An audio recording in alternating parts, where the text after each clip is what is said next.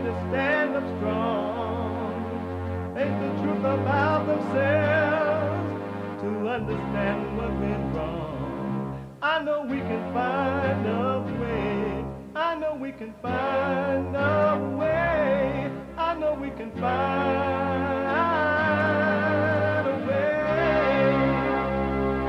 to stand up, stand up, stand up.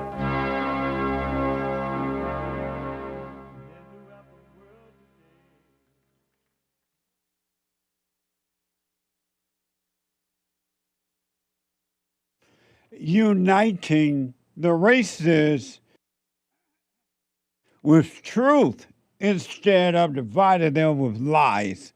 We're also rebuilding the family by rebuilding the man. I am Jesse Lee Peterson. Good morning.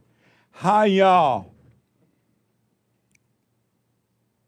You can get involved by calling 888-7753-773, 888-77-JESSE, JESSE. And my biblical question, are you violating God's laws? Are you violating God's laws? Amazing question. We have every way that you can watch and support the show listed on jesseleepeterson.com/show, jesseleepeterson.com/show. And if you're running around and doing whatever it is you're doing, but you would still like to listen to the show as it is happening, you can podcast and listen on your phone while you're moving about by calling the listen line on TalkStream Live at 605-615-4131, 605-615-4131. And to donate and have your comments read out loud, go buy me a coffee. Buy me on coffee.com/JLP Talk. Buy me on coffee.com/JLP Talk. Or Bun JLP Cash App. Bun JLP Cash App. It's Thursday. Hey, and don't forget to like these videos. And happy White History Month, by the way. Happy White History Month. It's been amazing so far.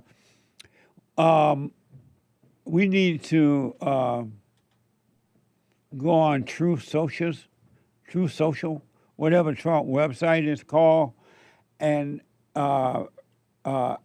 encourage him, ask him to declare July White History Month. All right? July White History Month.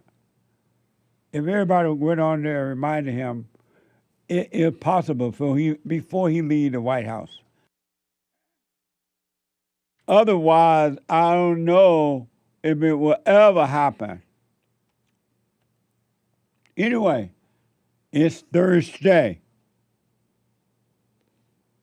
And because we love the Bible thumpers, every Thursday is Bible Thumper Thursday.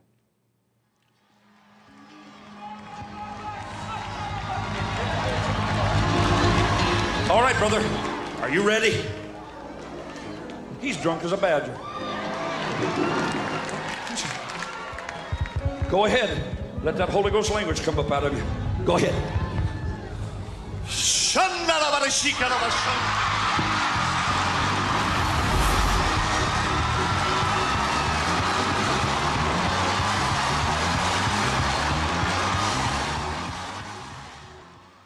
Amazing.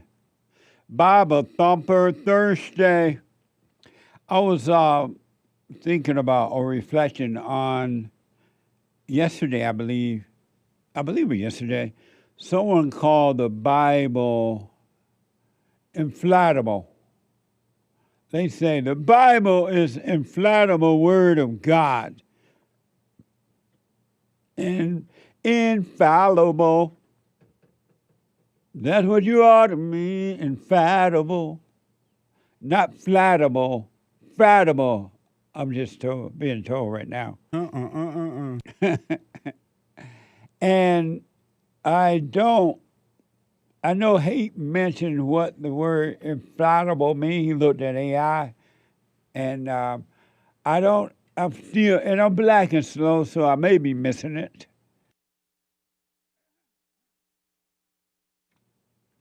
I'm not getting how can a book, the Bible's important in that you should read it, not to remember, but read it. But how can paper, a book, be infallible?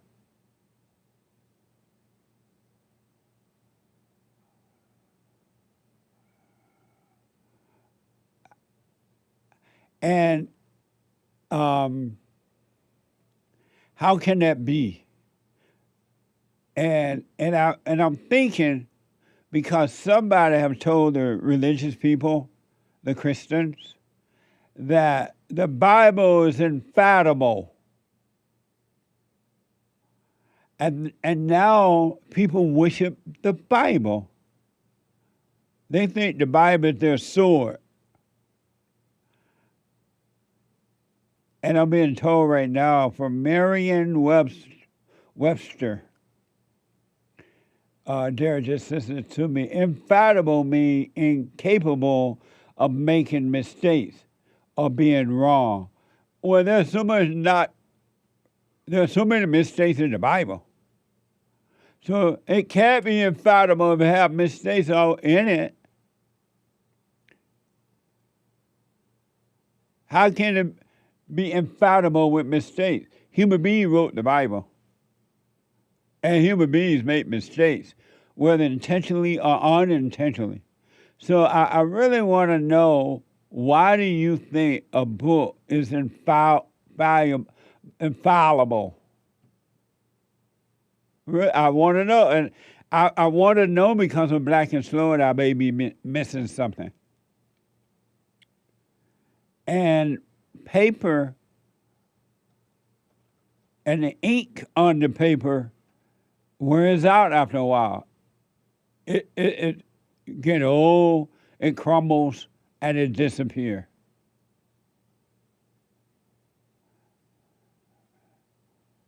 So why are you so willing to believe anything like that, anything that's not true?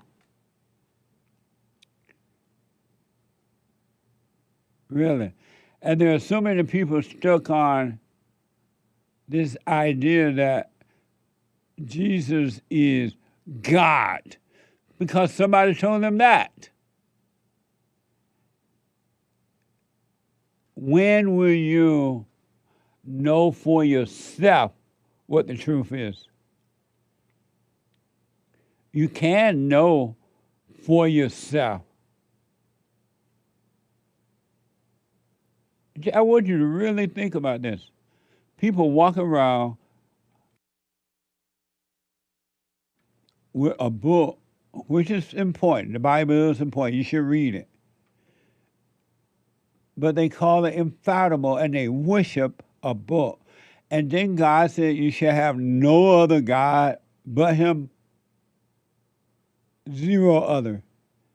And they have made the Bible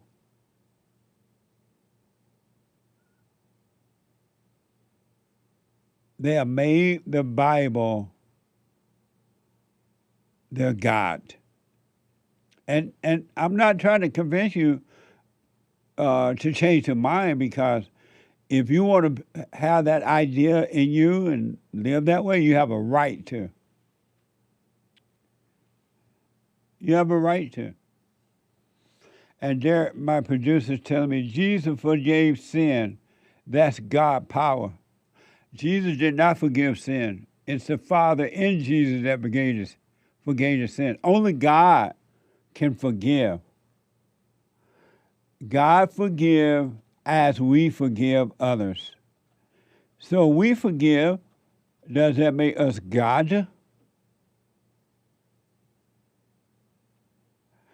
I understand, though, once you believe something, unless you really, really want to see the truth in it, you're not going to see it. But for those men and women who are working on themselves and discovering the truth within, you'll be fine. Most won't. Most will not. Common sense just ain't common sense anymore in this here old world. Amazing. 2 Timothy says, 1 through 7, for God has not given us a spirit of fear, but of power and of love and of a sound mind. So overcome fear. And the way you overcome fear is recognize that you have fear.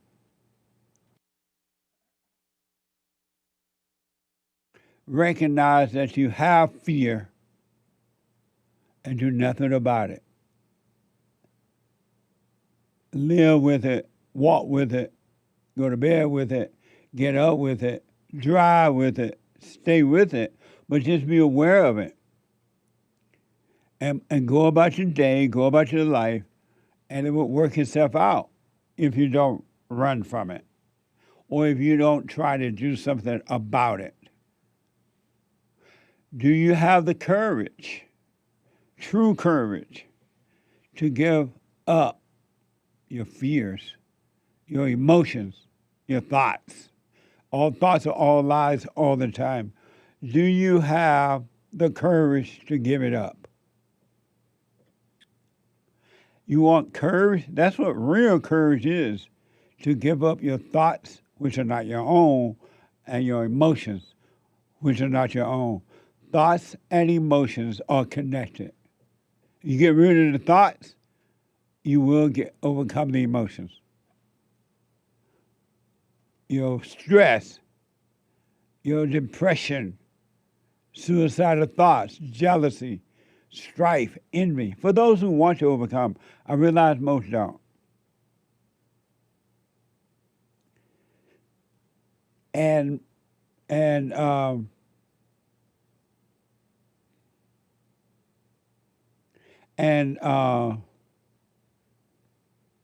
want for nothing.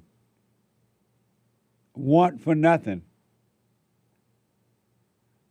Only love was right, the truth, God, with all your heart, soul, and might first, and with nothing or no one else. No other thing. People, place, or thing, and love your enemy, you'll be fine. You will really be fine. Everything will work out on your behalf. Even in Hebrew 13:5, Hebrew. Let your conduct be without covetousness. Let your conduct be without covetousness. Be content with such things as you have. Be happy with what you have. And don't be looking over at someone else wishing you had what they have, or feeling less than because you don't have it.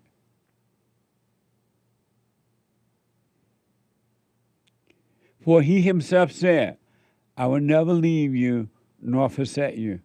The truth will take care of you, but you don't trust the truth. You trust the lie. You trust the lie.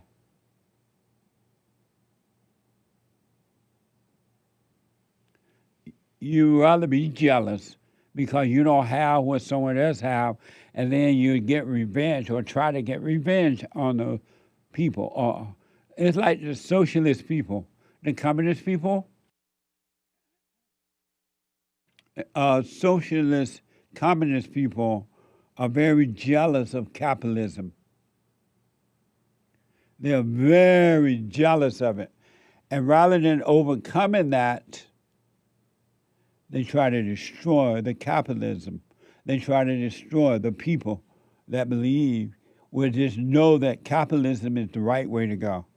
And you have people who are coming from socialist, capitalist country, coming into America, wanting everything free, and then trying to destroy the thing that made it possible to get stuff, capitalism. It's the darndest thing I ever seen. It's also interesting in that the socialist people are able to come into America like they've done with Europe and South Africa, and really just take over the government and do what they want with our government. They come into a foreign land and take it over. What a mess.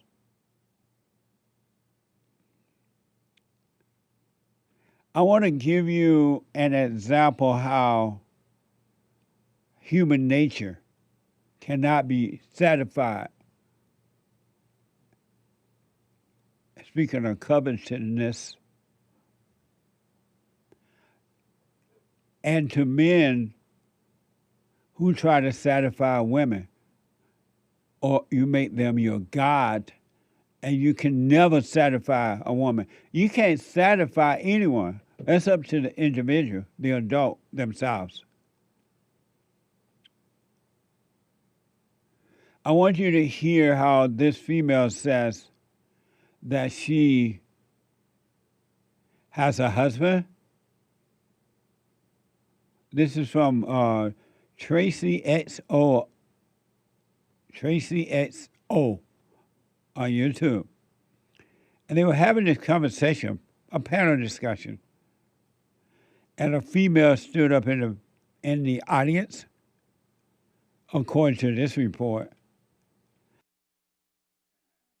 and asked whether it is worth staying with a man who is a good provider. Is it worth staying with a man who is a good provider, paying all the bills, taking care of the children? Watch this. What's your name? What's your question? Hey, my name is Roberta. My question is a man who is willing to take care of you, the kids, and the household, but has no ambition worth staying with? What you mean don't have? Hold on, wait a minute. When you say take care of, what do you mean? Like, he pays all the bills, he take care of the kids, he step in. How he do that with no ambition? Because It sounds like the ambition don't look like you want it to. I want to, like, be a homeowner one day. I want property. I want, he got money. He got money. But I want more. You know what? And he's complacent. Okay. Yeah. Amazing, huh? Never, ever, ever, ever try to satisfy your God, the female. It won't happen.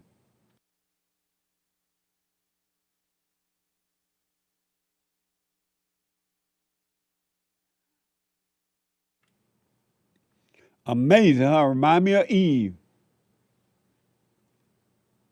Jealous of Adam and wanted more.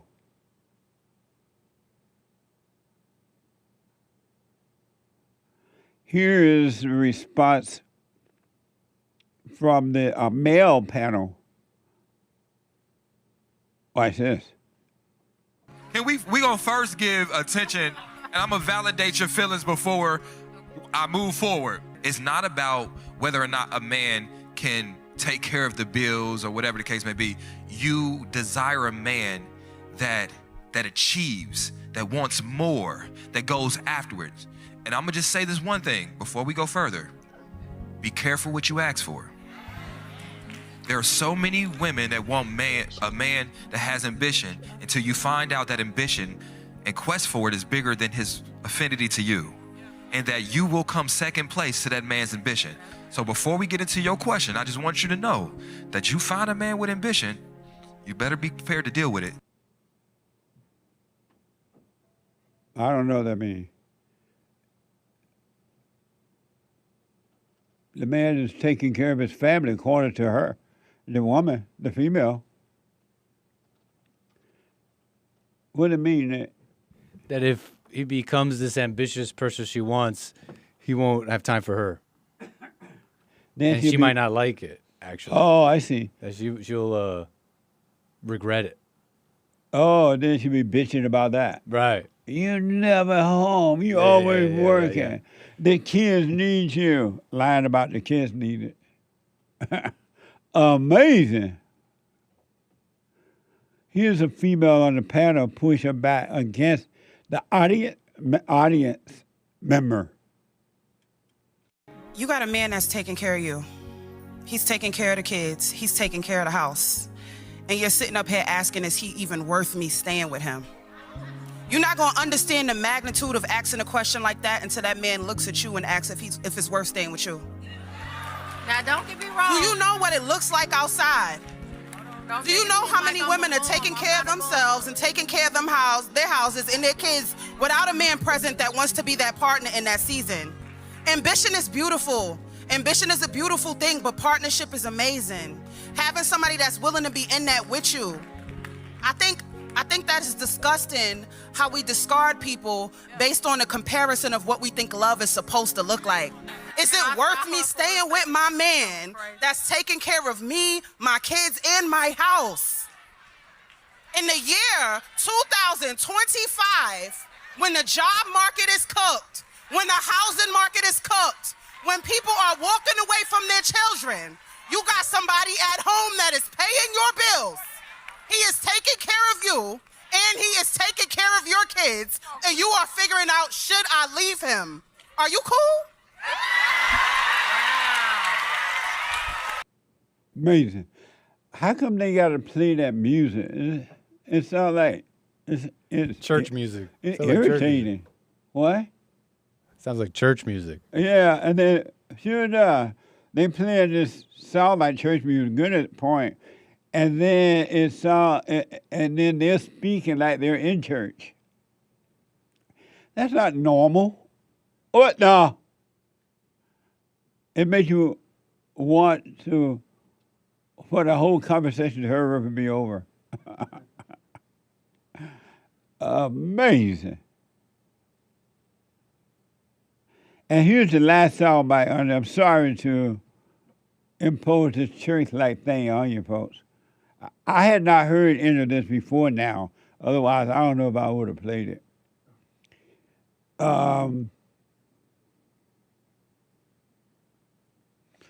The audience member says she make more money than her husband.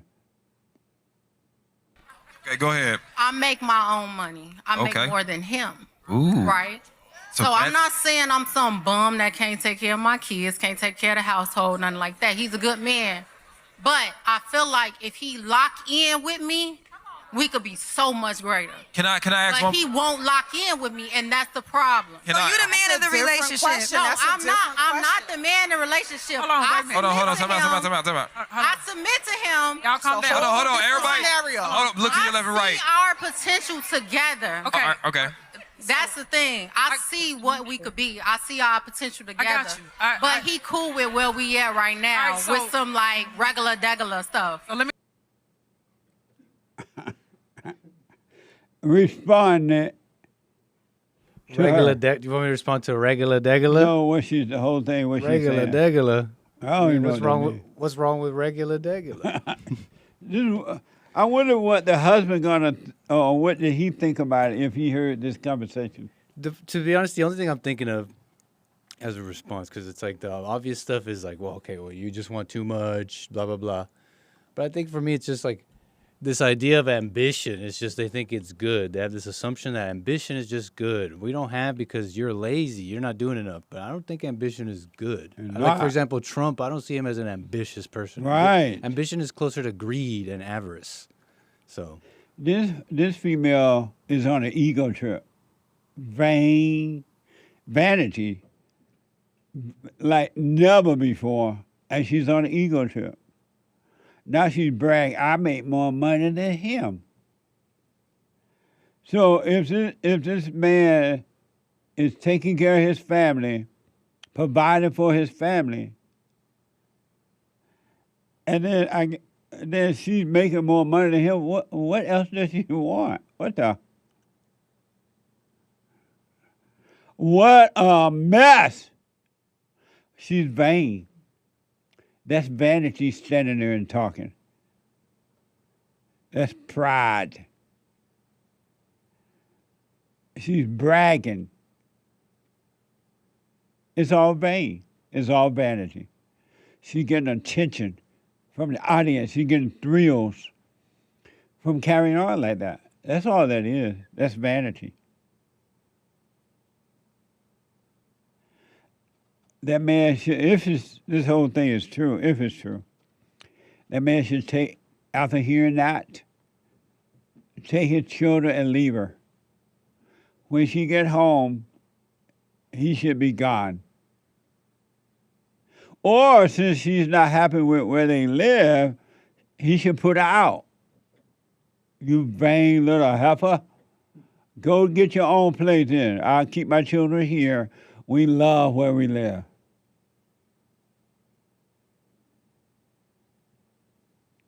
What a mess. This is why, so I'm wondering if she works or not.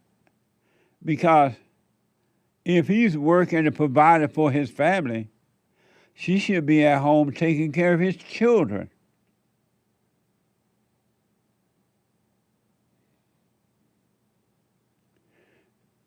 So it sounds like she's working. She says she make more money than him.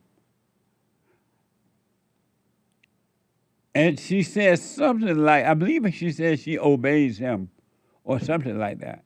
How you obey your husband at work? How do you obey your husband when you think you make more money than him? When you on this ego trip, I want more. He is not ambitious enough. He's taking care of me and the family, though. What the? The world gone crazy. Grandpa tell me about the good old days. That church music got to go, though, folks. What a mess, huh? Earth is not heaven. And man/woman is not God. Look what you got. You should only have one God, along with nobody else or nothing else. To love what's right with all your heart, soul, and might, along with nothing else or no one else. You should only have one God. That's the only way the law is going to work for you. It's not going to work for you if you do it any differently. If you love anybody, or even your own children. Look how many children are being taken away from them by the mothers. And the men trip out. They take it hard. And they'll do anything to be with the children. Because you made them your God. You should only have one God. Because any other God will control, small g, but it will control you. I got to take a quick break. When I come back, your phone calls, 888-7753-773, 888-77 Jesse. Back in a moment.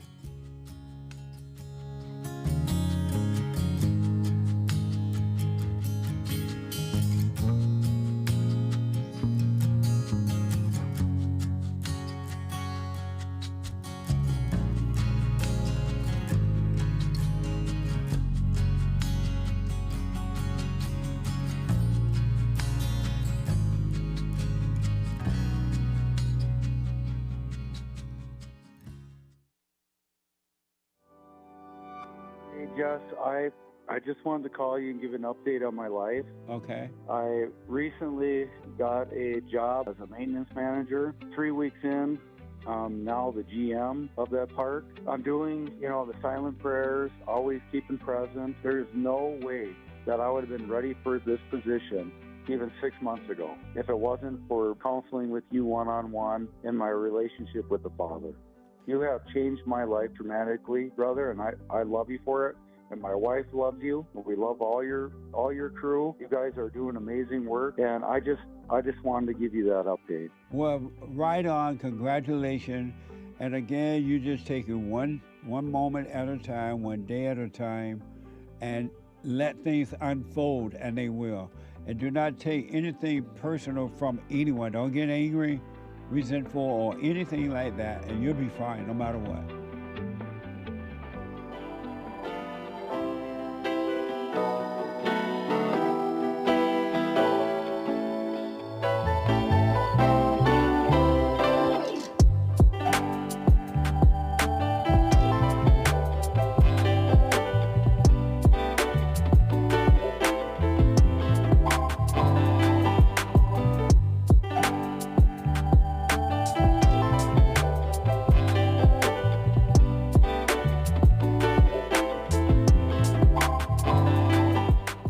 Bible Thumper Thursday, 888-775-3773. The Women's Forum tonight. It is the third Thursday of July, and July is White History Month. Ladies Forum tonight at 7 p.m. And if you missed Bill on Punchy TV yesterday, podcast it. Punchy, PUNCHIE.TV. Punchy.tv. Amazing, huh? It was interesting, to say the least. Bill on Punchy.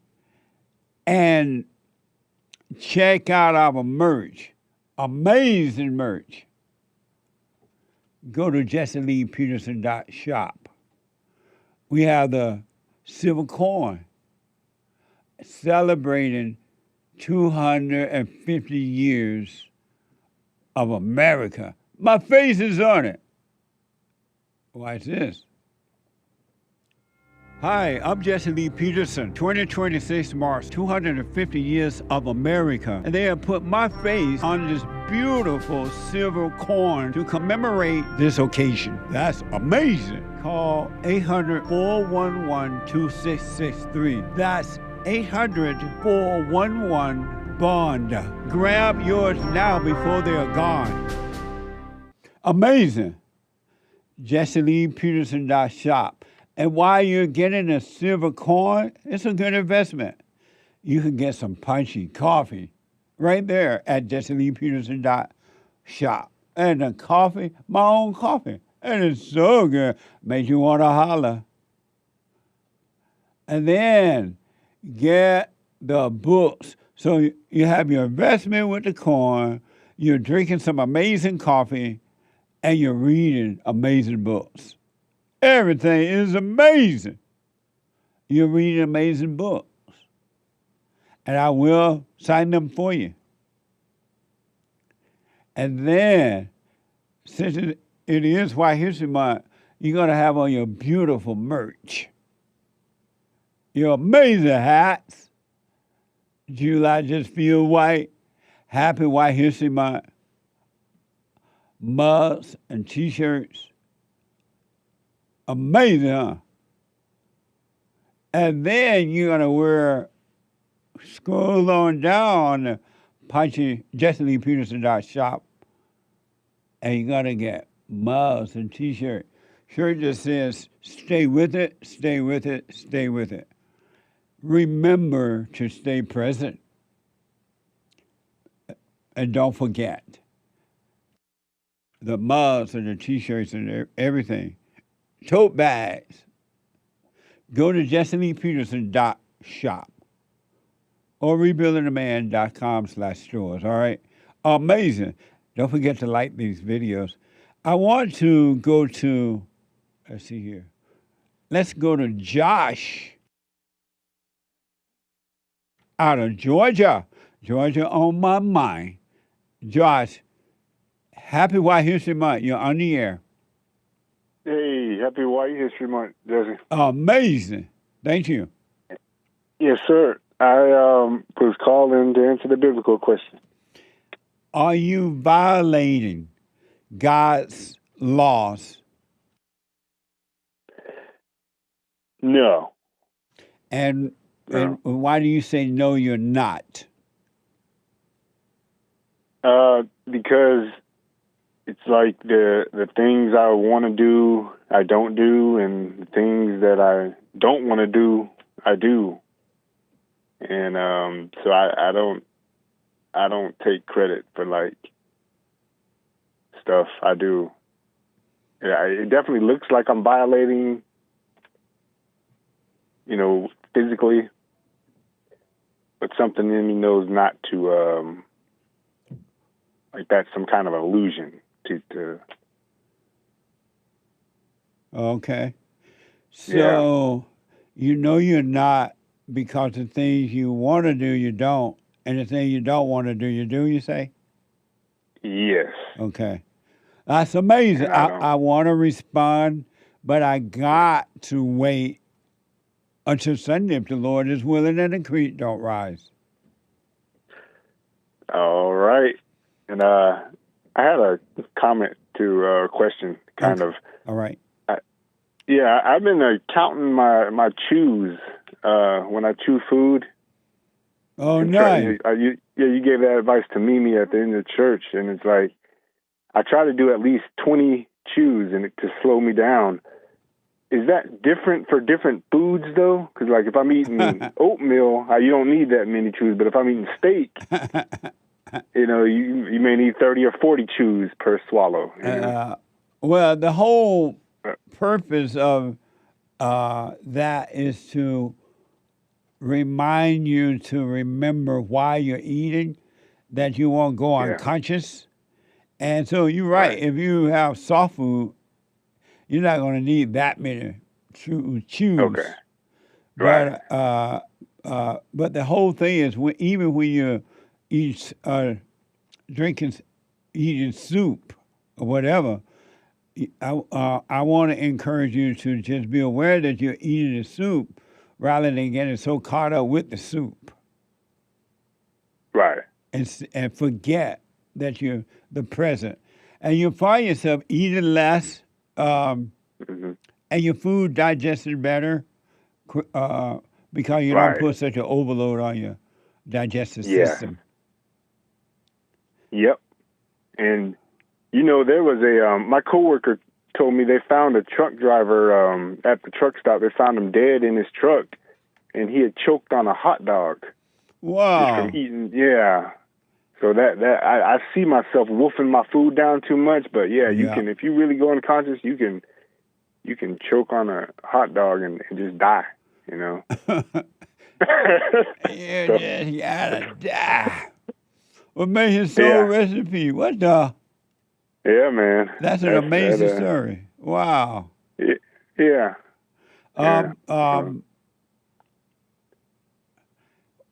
What do you think? It's not even about... Go ahead. You read the Bible? No. You don't ever read the Bible? Never. Have you ever read the Bible? Yeah, I grew up on reading it, and it traumatized me from it, and I don't want to have nothing to do with Christianese and Christian talk. Yeah, I don't. I don't. I mean, I listen to Hake and you. And that's how I learn different things about the Bible. But I like the real world applicability. I don't like to just learn the words and. But there's nothing wrong with reading the Bible. You just want to read it consciously as well, because there are some things in the Bible that point you back to the Father in you. And I understand what you mean by you being traumatized, but get over the trauma, man. Yeah. There's nothing wrong with reading it sometimes. Okay. Amazing. I believe in that. Yeah. Okay. Let me try it. Yeah. So. All right, Josh. Thank you, man. No problem. Thank you, man. Appreciate it. Bye now. Hey, what is a Unitarian? Okay, so I've heard this Okay, so I think that it means, without looking at the AI, that there is a Unitarian believes that there is one God, as opposed to a Trinitarian, which thinks that there is three in one. Oh. Three in quote unquote one. I thought that was, all three are God. I thought Like Father, Son, and Holy Spirit. So I think a Unitarian, and then I'll look at the AI.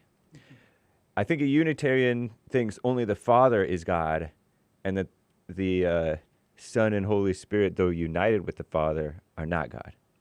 So a Unitarian is a Baptist? Because the Baptist religion don't teach that Jesus is God. I don't know about They that. teach that. I grew up a Baptist. That doesn't mean anything, because I grew up a regular Christian, like went to a Presbyterian church, a Friends church, but we weren't Presbyterians or Friends or whatever. And I'm asking the AI just now. You prompted me, and the AI says yes, Baptists absolutely believe that Jesus is God. But I grew up, and they weren't saying that when I was a kid either. Right, me either. Maybe occasionally, like some of the people who would sing Christian songs, quote unquote, would say that, or whatever. I ain't never heard Jesus was God growing up. And I was a Baptist. Mm-hmm. And they said he was the Son of God. God is the Father, Jesus is the Son. They never said he was God. So that must have changed too then. Unless AI lying. You got that from AI, right?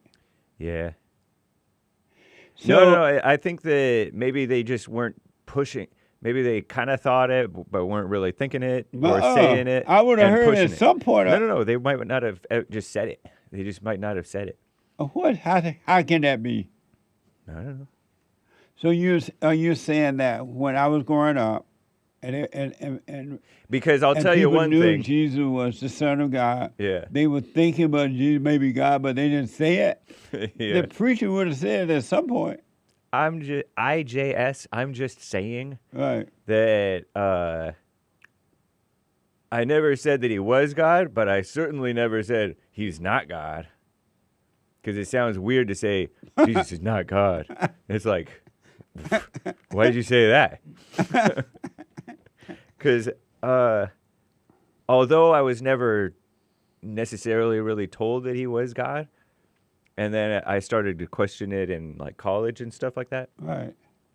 When you started saying that and I mentioned it, I had somebody pounce on me who grew up just like me, saying he is God type stuff. My preacher never said, no preacher I ever heard growing up in Alabama. Yeah. And we went to different churches sometimes because at our church we only had church once a month. Right. So if we wanted a little bit more church, we would go to other churches around. Yeah. I never heard a preacher say from the pulpit or anywhere else that Jesus is God. Right. That's when being a Baptist was normal. Yeah. True. So are you afraid to say Jesus is the Son now? No, I already knew that he was the Son. Everybody can say he's the Son, but then they have to throw in this God the Son type stuff. They go God the Father, God the Son, God the Holy Spirit. That sounds crazy. They call everything God. They're pushing harder than the Bible even pushes. Yeah. Another thing they call the Bible infallible. Would you please pronounce it correctly? What? You can say infallible or infallible. F-A-L-L, right? Right. Infallible. Or infallible. I don't know which one is more correct. Did you grow up hearing that the Bible was infallible? Not until Fallible? Not until like college time. Oh, they told you that in college. Well, no wonder. Or maybe high school, because I did start attending that that Friends church, and the Friends church, Friends is like Quakers, but this was not a liberal people. Okay, so they would say, "Oh, we believe we're a Bible believing, Holy Spirit led something." Tongue talking. No. What so in college did they explain how a book with writing on it can be infallible? I only Did they heard. explain how because the book gonna fade away? I only ever heard laymen discuss this. Mostly females, female laymen. What's a layman? Layman means normal people well, not like you because since you're a preacher, but me and Nick and me, Nick and I are laymen. Meaning we're just normal people who go to church, agree with the church or whatever, and we're laymen, as opposed to preachers or pastors. And so, so I'd heard that like, well, God has control of everything, so He wouldn't have allowed the Bible to get corrupted. Maybe. are you serious? Yeah, literally, we would say stuff like that. Oh, but in college, when they taught you, was teaching you that Jesus is God, right? And then they didn't really push. Oh, not that the Bible is infallible. Did they tell you that in college? Infallible, yeah. And did they tell you, well, here's why I say the Bible is infallible, even though it fades away? Sometimes they'll say, oh, it's been consistent for thousands of years and stuff like that. It's been consistent in that it's been on people's minds for 1,000 years. But the book fades away. Right, but the wording of this matches the wording here, and it matches the wording here, stuff like that. Did you know that before they started to say, they wrote in the Bible that in the beginning, now they write in the beginning, how do you say it? In the beginning was the Word. You're talking about John, for the book of John? Right. In the beginning was the Word, and the Word was with God, and the Word was God. Did you know before they changed it to that, the original thing is, in the beginning, there was the law, and God was the law, and the law was with God, and God wrote the law upon our hearts, upon human heart, right? However they go. And it used to say in the beginning that was the law. It did not say in the beginning that was God, God was the Word was God, God was with God. In the beginning that was the law. That's so interesting. And God was the law, is the law, and God is the law, and the God wrote the law upon your heart. So the law is inside of us, and the law is to love God with all your heart, soul, and might, and to love your neighbor, love your enemies. I never knew or thought of that. It's interesting because the word word is so vague. Yeah. And the word law feels so much more clear. Absolutely. But His word is law. And you never heard that, right? Before I told you yesterday and today. I had never heard that, not knowingly anyway. But yet, it makes sense to you a little bit. Yep. It's not like it's... Doesn't sound off. Right. Like God the Son. Sorry, kids. Sorry, God the Son people. Or God the Holy Spirit. God the... all that other stuff. Shout out. Right. Nick, did you know that the Bible said at one time, in the beginning, the law was with God, and God is the law, and God is the law, and the God wrote the law upon our heart. I'm familiar somewhat with that verse. I didn't. Oh, you heard that before? Not the law thing that you're saying. But you heard in the beginning there was the Word was Yeah. God with the Word, and God was the Word, right? Yeah, but personally, I don't find that confusing. I don't find that whether it says law or word, I don't find that confusing. They do. Huh? Sorry, they do. Oh, I jumped in, but go ahead. No, I was just thinking that I just don't find it confusing because I'm not thinking it's not saying Jesus. It's not saying. It's just saying like, it's just saying that God existed and made everything. Like it's not confusing to me. I'll tell you why. Or that it's saying that like, the word can be just like existence and like, the God's mind becoming reality, becoming existence itself. They get confused between the word and the law because they try to distinguish between those things. When you say that God wrote His word on our hearts, yep. They said, well, actually, the Bible says God would write his law on our hearts. trying to act like there's a difference between those two things. What a mess. It's kind of, yeah, they come up with all kinds of distinctions. Like sometimes they'll say, oh, I believe the Bible is infallible, but some people don't believe that it's inerrant, meaning there's no errors in it. Oh, I thought but they believe infallible, but not inerrant. Oh, I thought you said they believe the Bible had an ant. Errant. Oh. Inerrant. Without air. Without air? Yeah. You got to be out of your mind to even think that way. So some people say infallible and inerrant, but those are almost like basically synonyms. But they get all intellectual like that and just come up with stuff that has nothing to do. They don't know that human beings make mistakes, or they write according to the times. Not to mention people's interpretations of what they're reading. Right. In the beginning, there was the law, and the law was with God, and God was the law, and the law is God, and God and the law was written upon our hearts. That Nice. I'm like, wow, they should have told me that 100 years ago. What the? Yes, Nick.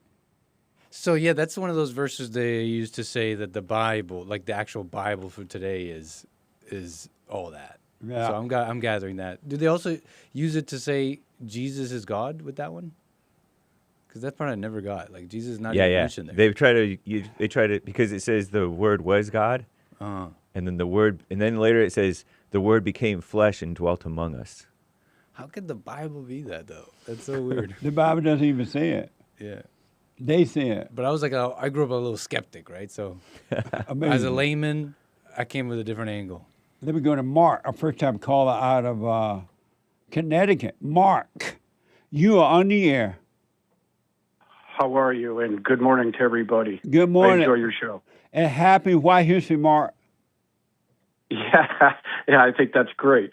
I watch you mostly because of your faith, and I was thinking that, like, I've been trying very hard to become a Christian for a very long time, and I keep fail at it. Because I see other Christians, like, they have their stuff in order, and I don't. And am I still a Christian even though I'm trying and I'm failing? You should never, ever, ever, ever, ever, ever try to be a Christian. You can't try to be a Christian. Okay. Can you hold? Try to live that way. Can you hold for me, Mark? Sure. Let me take a break, all right? Hold on. 888-7753-773. Back in a moment.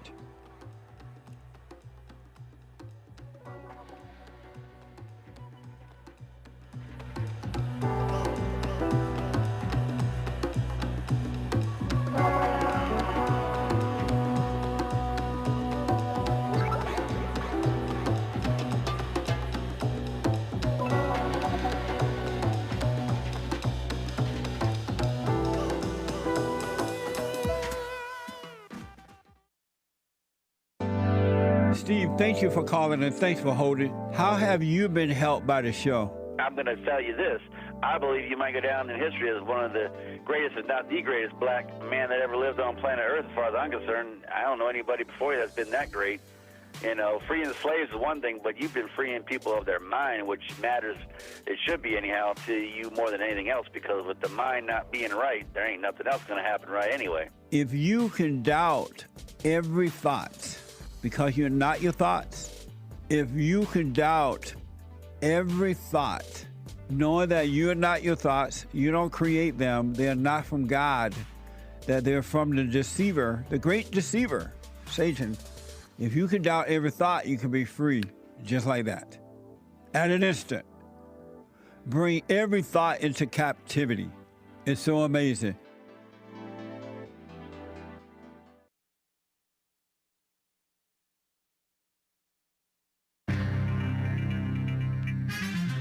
A meteorite from space, which is real, y'all, came down in New York and New Jersey and other states 2 years ago today. Happy White History Month, y'all. I'm wearing the one of the What July Feels White caps. Which, by the way, has a stylish look, premium fabric, most popular fit, and maximum comfort. Nice. July Feels White, JLP, American flag, White History Month. Get yours. Go to jesseleepeterson.shop for a limited time and scroll down for the that thing, the White History Month section. Shop. Nice. Okay. Anyway, that's jesseleepeterson.shop. And yeah, so I think that meteorite thing, that's like a 2-pound fireball that a lot of people saw 2 years ago, July 16th, 2024. They're studying it, and they're finding out about water in like space or in our solar system or galaxy or whatever. I don't know.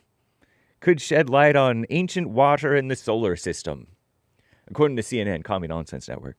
This is the end of hour 1 of the Jesse Lee Peterson Show. It is Bible Thumper Thursday, y'all. Bible Thumpers welcome. Jesus Godders, infallible Bible believers type stuff. All are welcome here on the Jesse Lee Peterson Show and the JLP Network. Y'all can call in, Superchat, listen, and all that.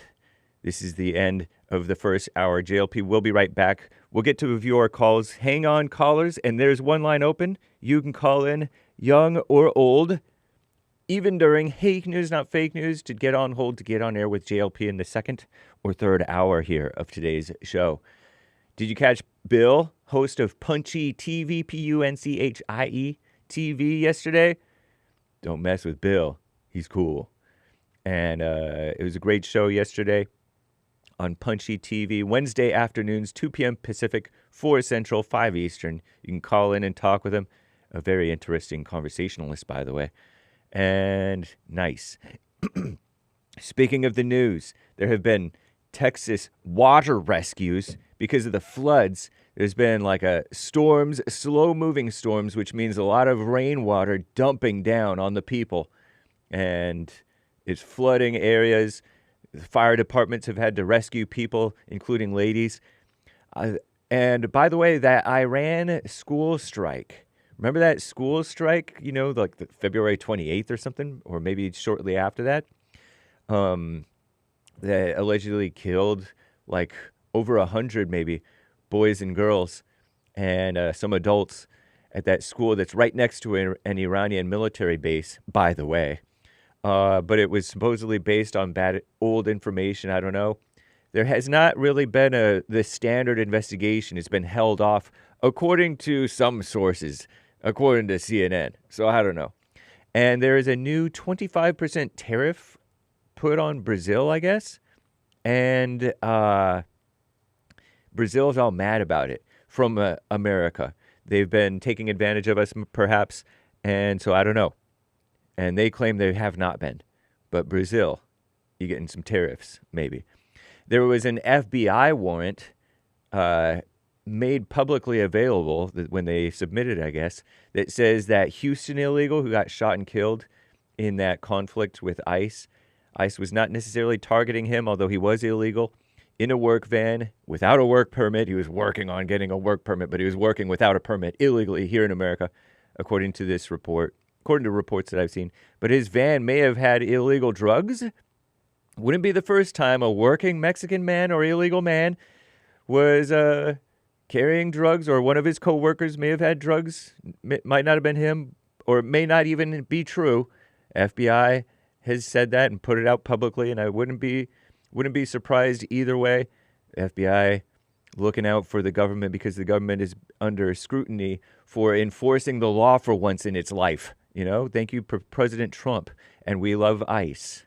President Trump expressed love for ICE. If you heard American Anchor Baby yesterday, who will be live again today is the plan, right after the Hake Report, which is after the Jesse Lee Peterson Show, that Trump did reverse that thing. I'm James Hake. Now back to JLP, Hour 2.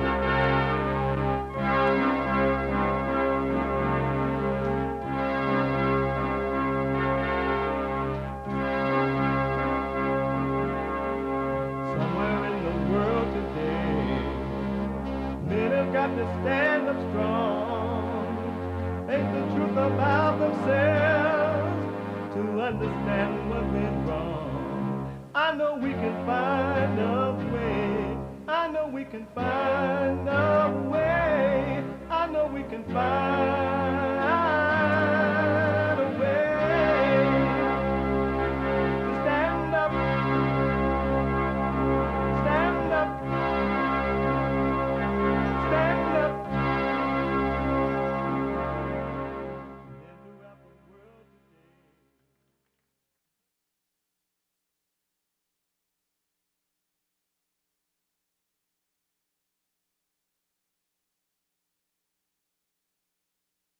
Uniting the races with truth instead of dividing them with lies. We're also rebuilding the family by rebuilding the man. I am Jesse Lee Peterson. Good morning. And hi, y'all. You can get involved by calling 888-7753-773, 888-77-JESSE. And my biblical question, are you violating God's laws? Are you violating God's laws? Amazing, huh? We have every way that you can watch and support the show listed on jesseleepeterson.com/show, jesseleepeterson.com/show. If you got to run around and you still want to listen to the show as it's happening, you can do it now on your phone. You can podcast the show, but listen on your phone and while you're moving about, working out, walking, running. I want to say swimming, but I'm not sure about swimming. But whatever else, you can be listening to the show on your phone by calling the listen line on TalkStream Live at 605-615-4131, 605-615-4131. And to donate and have your comments read out loud, go buy me a coffee. Buy me a coffee.com/JLP Talk or Bond JLP Cash App. Bond JLP Cash App. Don't forget to like these videos. Like the videos. It is Thursday.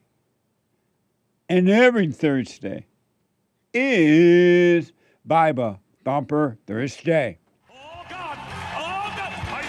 I'll feel in your face.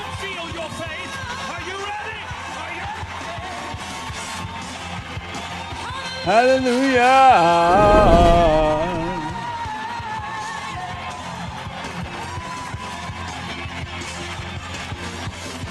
Oh, Bible Thumper Thursday. Mark dropped. They call him Mark dropped. So he's not there. And we have a guest for a few minutes. They're working on the camera thing, so they'll let me know when they're ready. We'll get to the guest. In the meantime, let me take some calls, and then we'll do some super chats and things until the guest is ready. Let me go to Troy out of Minnesota. Troy, you are on the air. Hey, Troy. Hey, what's up, Jesse? All is well, Troy. Happy White History Month. Amen. Happy White History Month, White Power. Well, I just wanted to ask. I was with my conservative friends, very conservative people, by the way, and they said that they think it would be better if we let all illegal drugs become legal. And I was like, that sounds crazy to me. I don't want this place to look like San Francisco everywhere. I just want to know what you think. They said what now? So they wanted all illegal drugs like cocaine, crack, meth, all that bad, really bad stuff to be just legalized and, used with a doctor. And I said to me, I was like, That sounds insane. And But I just want to know. what was your response to them?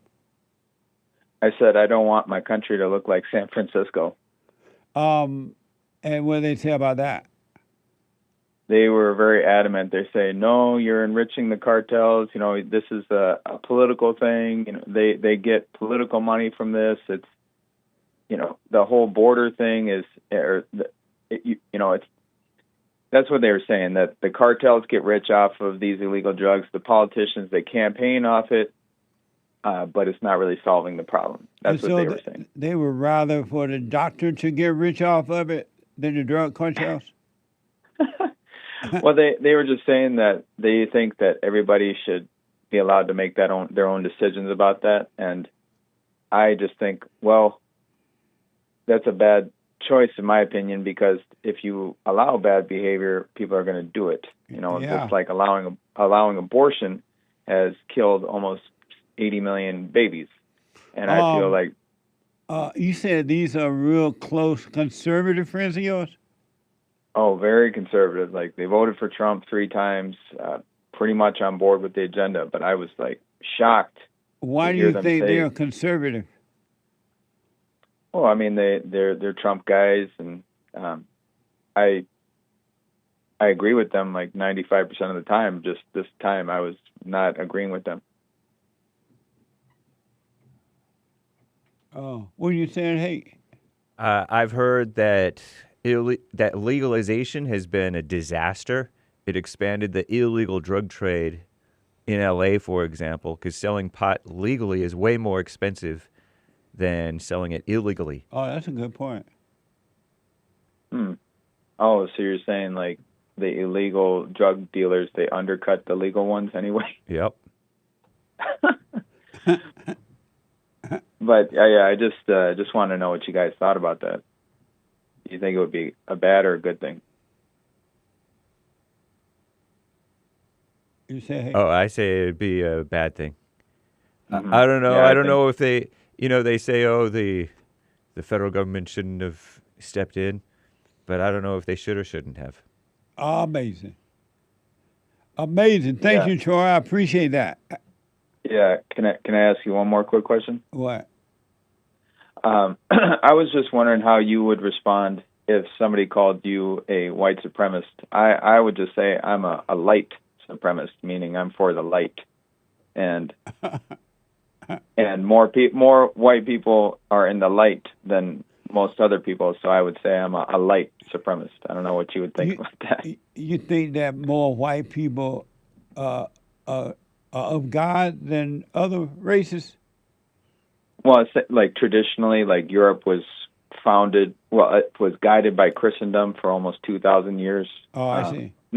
I'm not saying that other places like South America and Central America are quote unquote Christian, but it seems to me like they're being run by the devil for the most part. But if they were in the light, why would they have fear?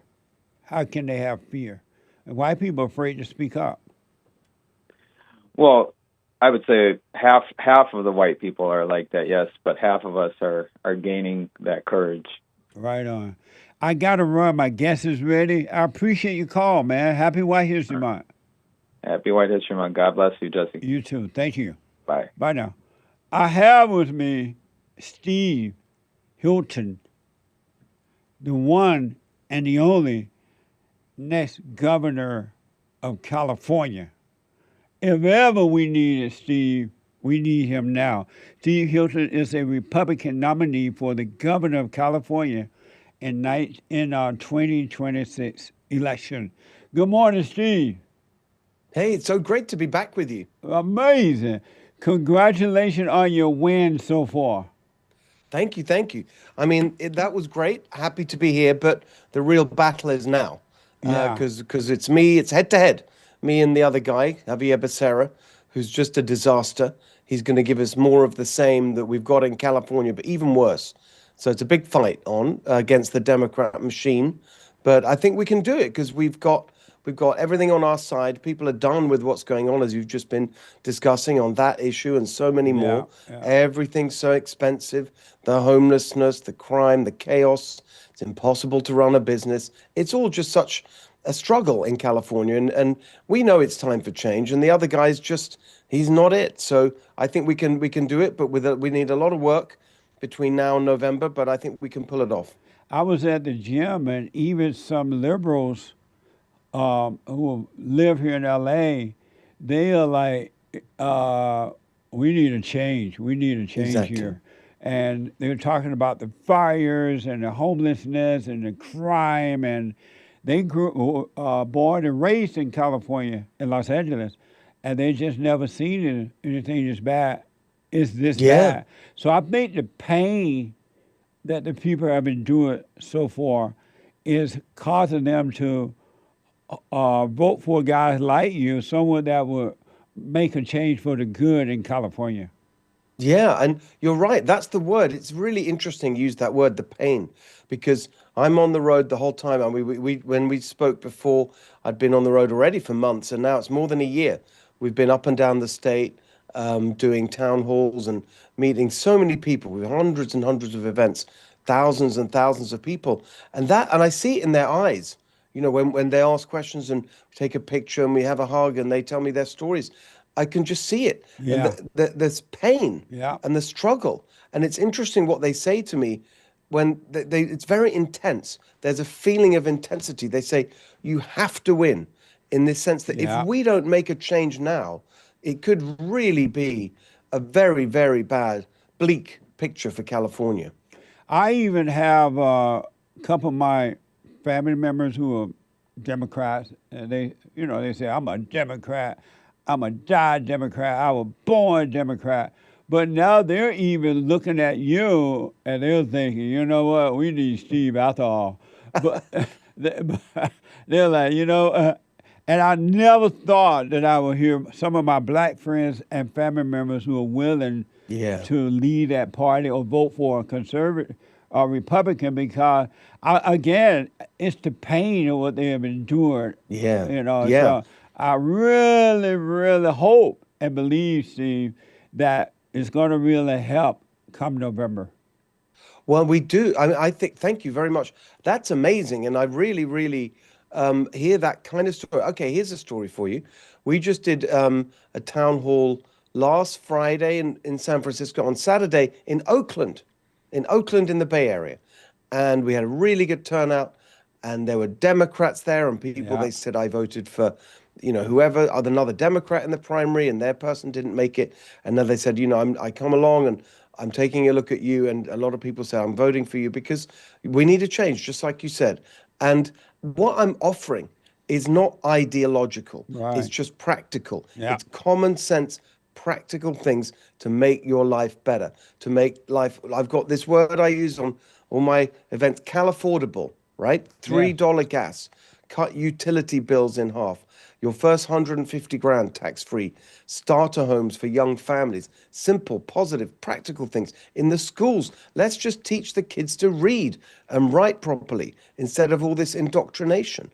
Let's teach practical skills in schools. That's gone away from schools. We should be teaching young people skills so they can have a good job and a career and go on a positive path forward in life, so they can have a good job where they make enough to raise a family in a home of their own, in a safe neighborhood with a good school, so their kids can have a better life. These simple things, that's what this is all about. And I think that people are really responding to it. I read a report recently, and it says that a lot of kids are coming out of colleges, but they can't find a job. They're in debt from paying so much money. And jobs, opportunities like plumbing, building homes, and other jobs are so available, but no one qualifies for those jobs anymore.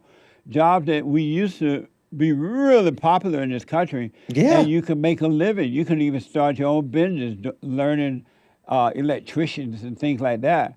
But those jobs, no one is available for those jobs now, for the most part.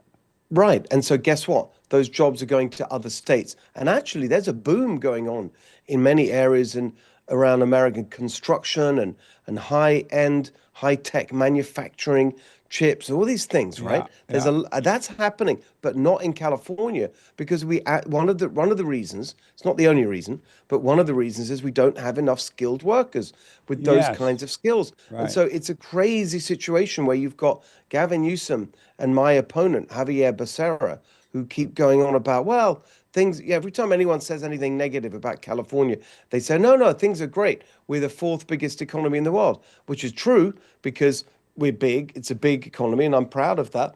But it's driven by a small number of these very, very big tech companies. They generate a lot of money, but not many jobs, because the jobs go to other states in terms of construction and manufacturing and chips and technology. And so what you've got right now is the combination of the fourth biggest economy in the world, but we have the highest unemployment rate of all 50 states. We have the highest, listen to this one, the highest poverty rate, tied with Louisiana. That's crazy for California to be in that situation. Absolutely. When I first moved here in 1968, jobs were everywhere. There was just, you can switch job every day if you wanted to. And then there was little homelessness. They had homelessness downtown LA, but around other places you didn't see it at all back then. Yes. California was beautiful. It was paradise, Steve. I thought when I got off the airplane from Alabama, I thought I went into heaven. And I never, ever imagined that we would have a democratic government, and their desire is to allow a beautiful place like California to be destroyed. They encourage it by high taxes and all these regulations and things like that. Yes. I didn't know human beings would want to destroy something good for their own personal sake, get money and power. Yeah. That's crazy, isn't it? I agree. I hear that a lot. I mean, we moved here 2012, so much later, with my wife and my sons. Even since then, you can see it's gone downhill.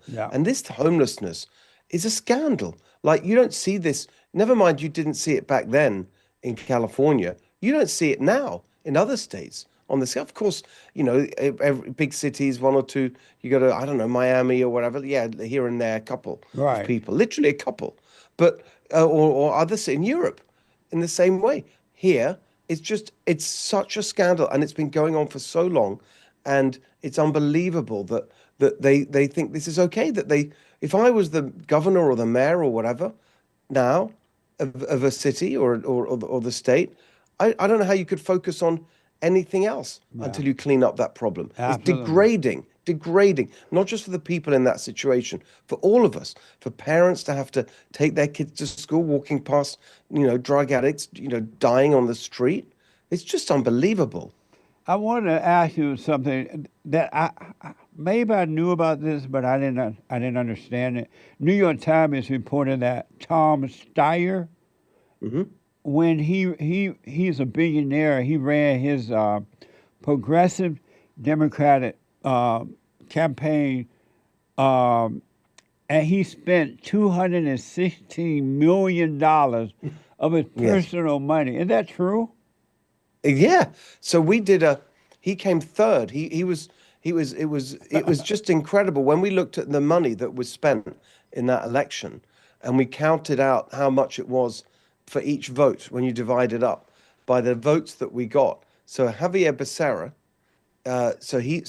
let's start with me. I was the best value for money. People donate to my campaign.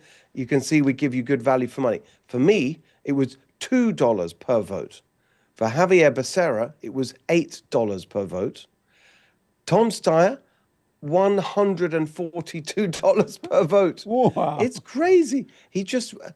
And I don't know, he's just offering, far left stuff. I don't think anyone really believed that he meant it. He was just trying to say whatever he thought would win him the election. But it doesn't work because people see through that.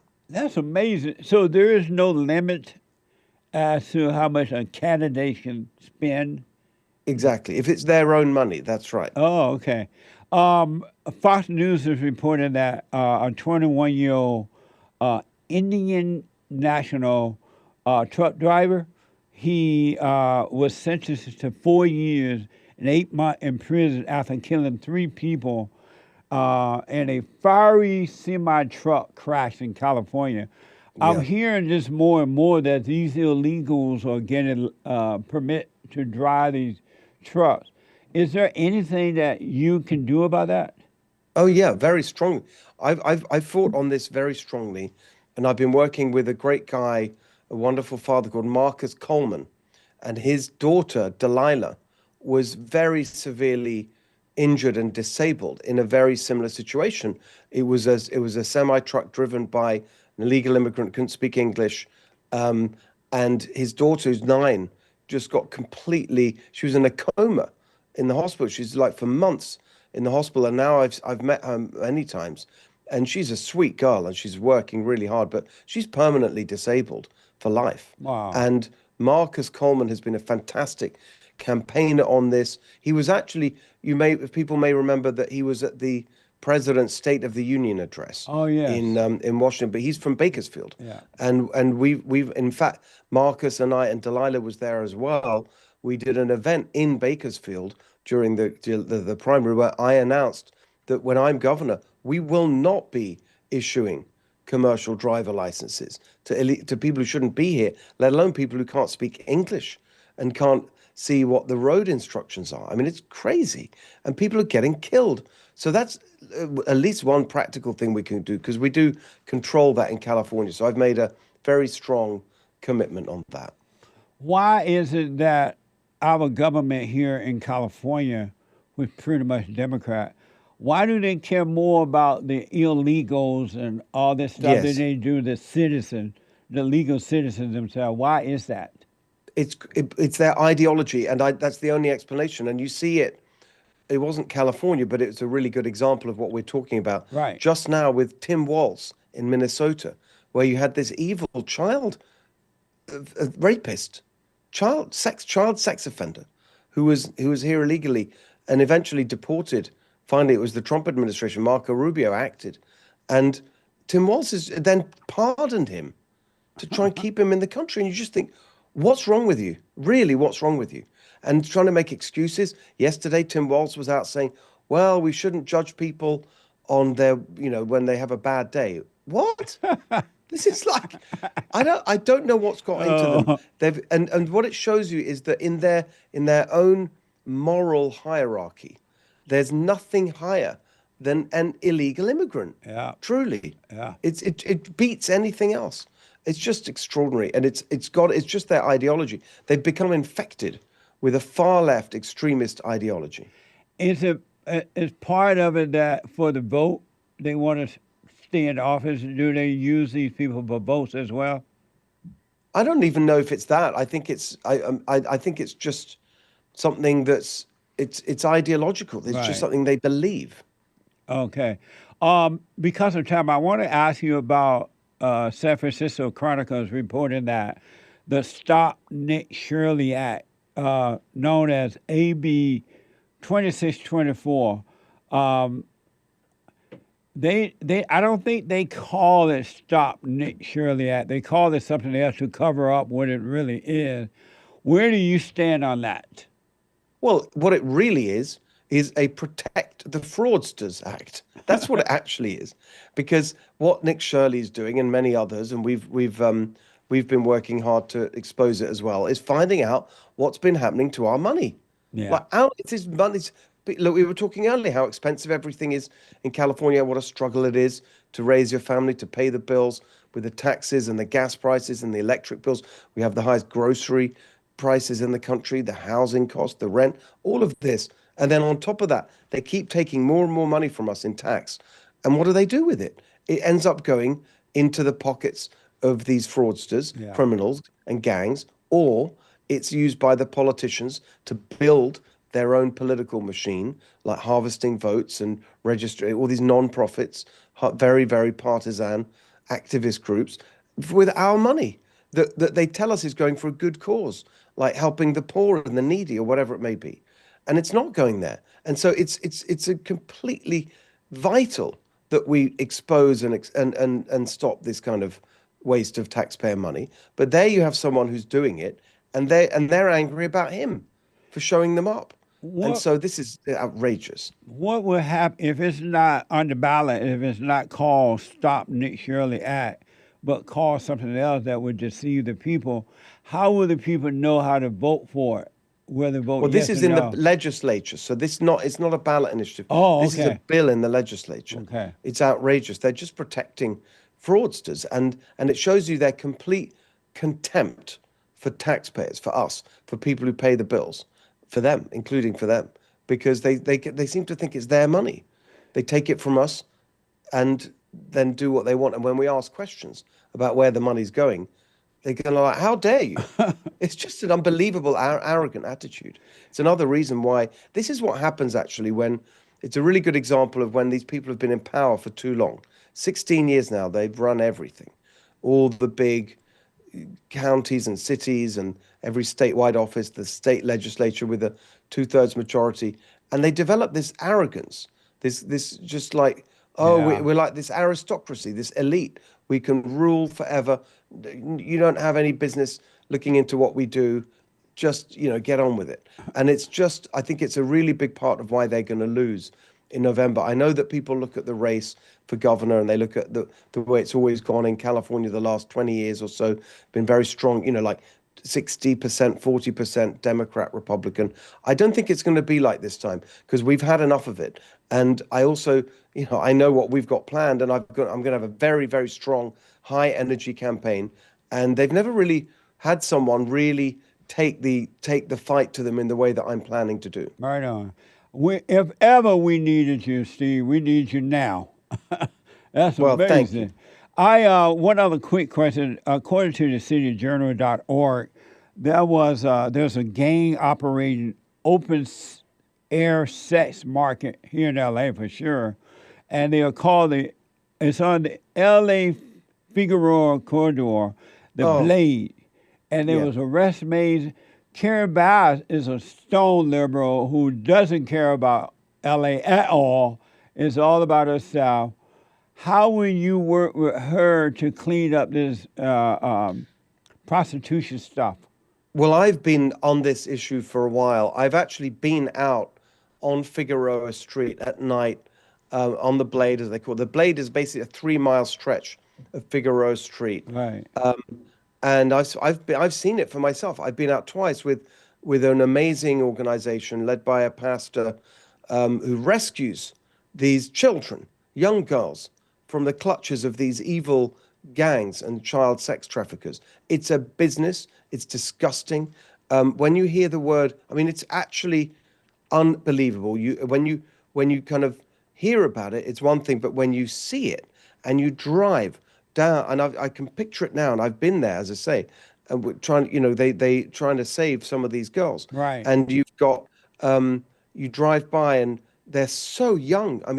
Obviously you're just going by looks, but sometimes these girls standing on the corner dressed up like, they are, it's what they are. They're being trafficked for sex as 7, 8 years old. It's something like I've never seen before. And it's at night, right? I was going to say it's not broad daylight, but it's totally open. It's not like this is, being hidden. When you hear that word child sex traffic in Figueroa Street, people may think, oh, it's some, dingy basement lair. No, this is on the street, block after block after block for 3 miles or more.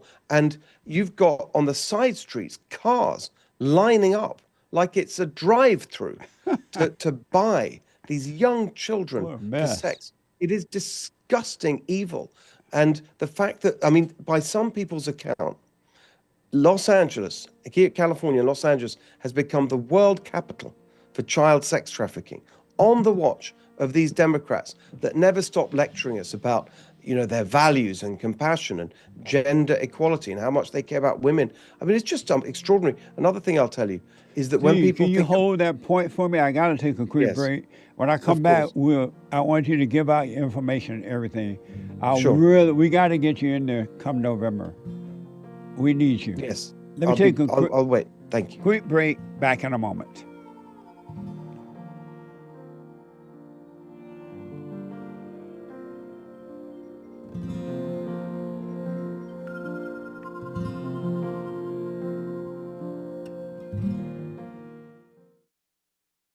check out Punchy's Coffee. I have my own coffee now. Punchy Coffee is good. Every bag is roasted to order. Freshest flavor. Top quality.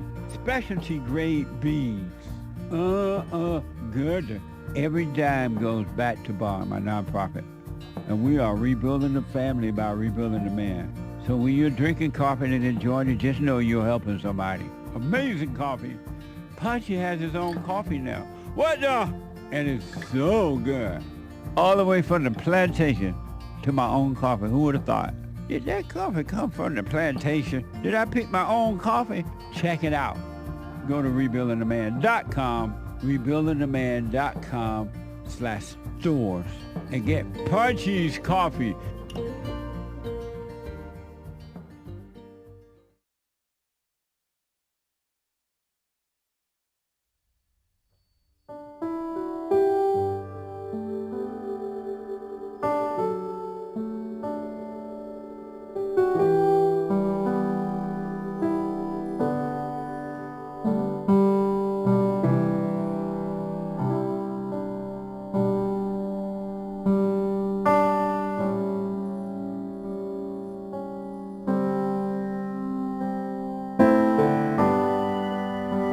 All right, folks, welcome back. 888-7753-773. Don't forget to like this video.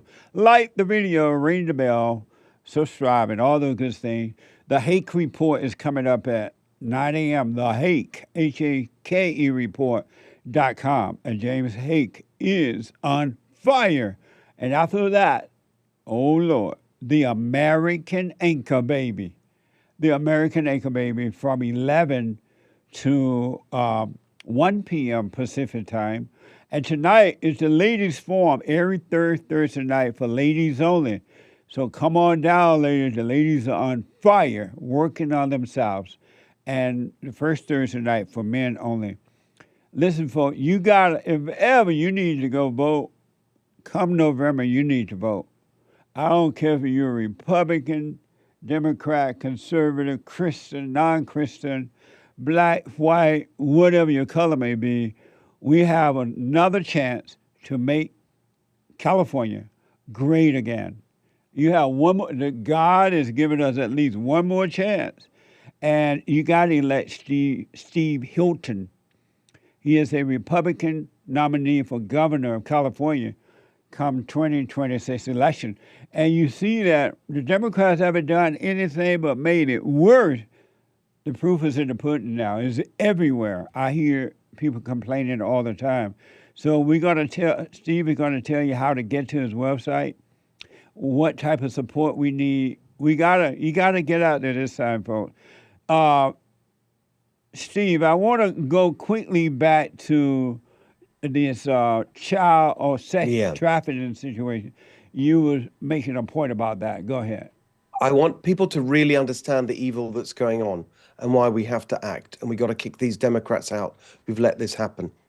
When you hear that phrase, child sex trafficking, you're thinking this is international gangs and they're getting kids from other countries and they're bringing across the border for this evil trade and what.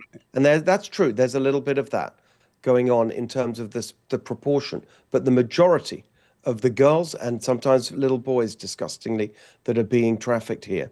What we mean by that is these are California children. I'll give you a story, a real story that I was there to witness.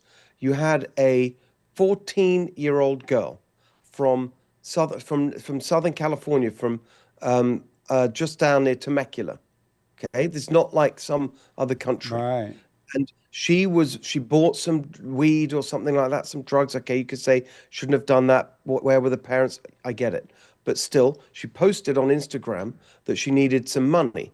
Can anyone help me out? Or whatever, something like that. That came to the attention of these evil traffickers.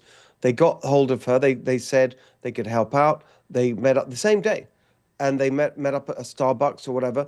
And then within 3 hours of meeting, she was out on the streets in Figueroa Street. They changed her clothing, put her in the sex trades clothing.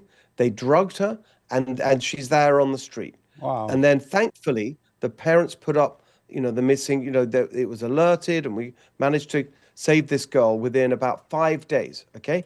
In that 5-day period, this little girl had been sold, traded like she's a commodity to 3 different gangs as a valuable commodity. That's going on every day. Amazing. Every day. It's right now. And another thing I'll tell you, we went and did the first time I did one of the visits, and I rode along with this organization and doing their best to save these girls. We went out on a Friday night, we went back on a Monday morning to do a press conference right there on Figueroa Street, 9 a.m. And just so happened, we set up my podium. I started to lay out my plans, which I'll just mention in a moment, to stop this. Right. And just, without even trying, it turned out right in the back of the shot, the camera shot behind me, was someone at 9 a.m. in broad daylight, just like on the corner. A girl, but it's just unbelievable. So I've said very clearly, we're going to do everything in our power to stamp this out. I'm going to appoint California's first ever director of anti-trafficking initiatives, someone who's been a campaigner against this for over a decade, who really knows what's going on. And she's going to coordinate all the efforts of state government, local and state law enforcement. We're going to get federal resources in if necessary, because a lot of this is international gangs. And we got to put a stop to it. It's shameful. And it's going on under our noses, and it's going to stop when I'm governor. What's interesting about that is you have Karen Bass as mayor of Los Angeles, and she's supposed to care. She pretends she cares so much about the homeless, and she cares so much about people, but yet it appears that she's totally ignoring that these women, these girls, these kids are being used as sex trafficking in her own town. And will not do anything about it. Not even. I don't even hear her talk about it, to be honest. No, it's unbelievable. It's been going on for years and getting worse. And it's just, there's so many stories. There's another one, and there's a broader point, which is something is really rotten and sick. There's a sickness that has infected the whole bureaucracy and government in California around the issue of children and families and child protective services and all this kind of stuff. I mean, there's another story where a girl who had been put in, she'd come out of that, she'd been rescued, put into foster, back with the, wanted to go back to her foster parent. They said she couldn't because she'd just come off the streets, and they have some bureaucratic protocol about that. So guess what they tried to do? They tried to take this girl and put her back in a hostel situation right on Figueroa Street, where she'd come from. That was the government. And then she was trying to escape, and we helped her run away. This girl was 17 by now. She'd had years since she was 12 being trafficked back and forth. She was trying to escape, to run away from the government, because it was the government that was going to put her back right there in the danger zone. It's just unbelievable what's going on. What a mess. 2 other quick things I want to ask you about is Gavin Newsom said recently, according to RNC Research Center, Gavin Newsom said capitalism as we know it doesn't work. And that seemed to be the theme of the Democratic Party now, especially with the socialists taking over. What do you say to that? Well, it definitely doesn't work when you've got all of their Democrat rules and regulations and taxes making it impossible to run a business. But that's the point, is that they are making it worse and worse. And my parents, remember, I can't remember if we talked about this last time, my parents were refugees. My parents are Hungarian, right? Both my parents are Hungarian. Right. My stepfather's Hungarian. They were refugees from communism in Hungary, in Eastern Europe. So I've seen what happens when the government takes over and tries to put, and there's no capitalism. It's worse for everybody. No one can. There's no motive for people to work hard and try and do amazing things, because you're not going to get the reward. And the government runs everything, owns everything. Everything's bad. I've seen what happens. So they're going in a very, very dark direction with this. But it's important that we, they don't know. I guess they don't know any better. And they hear about the theory, capitalism, it's not fair, you get trillionaires, and there are people who actually if you look at poverty and inequality and all those things, it's worse in the states with more of those socialist policies. Yeah. In places like California and New York, whereas in the places with more free market approach to things, everybody does better. Yeah. And there are better opportunities, and life is more affordable, and it's easier to run a business. So we're going in completely the wrong direction in California, but that direction now is what is really, that's now driving the left and the Democrats right across the country. It's a disaster. It's a mess. It's a mess. On your website, you said you have a policy called "Make California the Crypto Capital of the World." Explain that to me. Well, I think it's an amazing technology that puts power in people's hands when it comes to finances, and a lot of the technology that supports it was invented here. But we've got regulations in California, for example, on something called staking, which means that a lot of the actual business is going to other states. Yeah. And also people can't participate in the same way in California. So just like I want us to lead in all these industries in California. That's how we get good jobs and get our economy booming. And so I think we don't have to, we can change the regulations so that all the energy around that very important industry comes to California. And right now we're losing that. It's going to places like New York or Florida, especially, Florida. There's other places that have a much more positive attitude, and that's what we need here. I am very concerned about election time because I've seen what looked like the Democrats have a strategy, a way that they tamper with the voters at the polls and things like that, and they have this early voting thing going on. And I saw Pratt, that's his name, Nick? Pratt? Yeah. Pratt, he was like, people were loving him here in L.A. especially, but around, they loved him. They wanted him to run and to win Spencer Pratt. And it looked like he was going to do it, and then they didn't let us know the outcome of the primary until the next day or so, maybe a little longer. All of a sudden, he's not winning anymore. How can we prevent that from happening to you? Well, this is a very important question. Thank you. And here's what it's about. So it goes a little bit back to what we were talking about with the fraud. So over the years, they've built this very powerful machine. The political machine in California is one-party rule. They've had all this time, all this money. They got the unions, the non-profits, all these far-left activist groups. And they've been building this machine where when it comes to election time, they send out their people and they do what they call ballot harvest. All of this is legal. I just want people to understand. When they say fraud and stuff, no, this is legal. They've legalized all of this. So they go out with their machine that they've built and all these people, and a lot of it is funded with taxpayer money. And they go and harvest ballots. That's what it's called, ballot harvesting. And because they send out ballots to everybody on the voter rolls. The voter rolls are completely wrong. They got millions and millions of names on them that shouldn't be there. People who've died, or people who've moved to another state, or moved address and are registered twice or even 3 times, etc. So they've got all these ballots and they go and pick them up. And that's legal. And so that's what's been going on. What's the answer? We can't change the rules until we actually get in there. And so we have to take this very seriously. We can beat them if we do the same thing. So we have to do our own ballot harvesting, that we have to do our own ground game, get out the vote. So there's a couple of things I'll say, which is when it comes to election time and you want to see the change and you want to vote for me and make sure that what happens to Spencer Pratt doesn't happen again, then you can do a few things. You can say, right, let's get together and make sure we all vote. There was one person I remember, she came to one of our events just before the election it was near, it was Thousand Oaks, somewhere like that. She's like, well, I did a pizza party and I had people come and we helped fill out the ballot and I took them in. So we made sure they were all done. Here's another way of thinking about it. We think that the number of votes that I will need to win in the election this year in November is around 6 million votes. That's the estimate of what we think we'll need.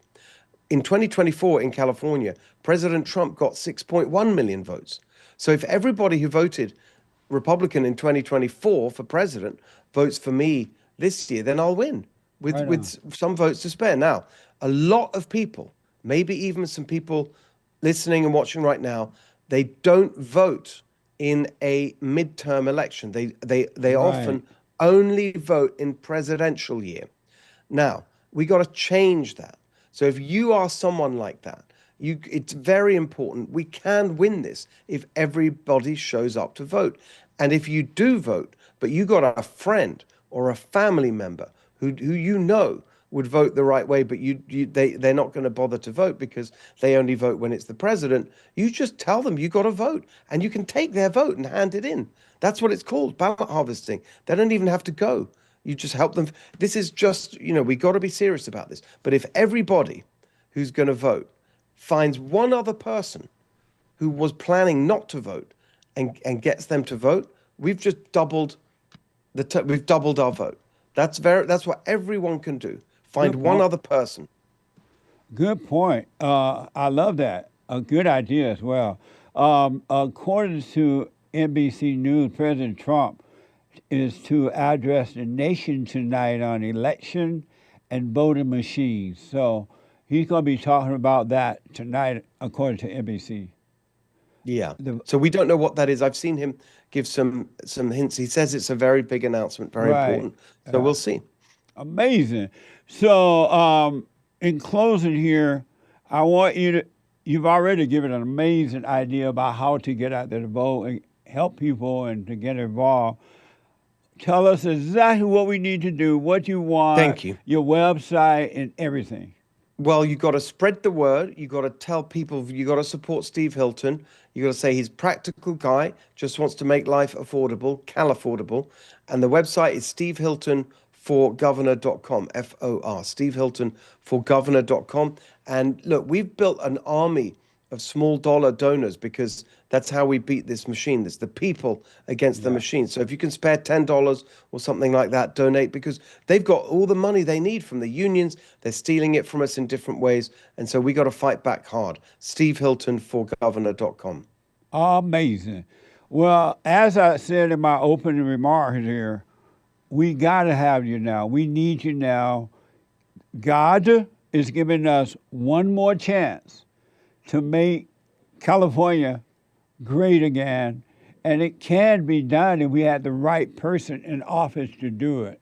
And so I believe it's you.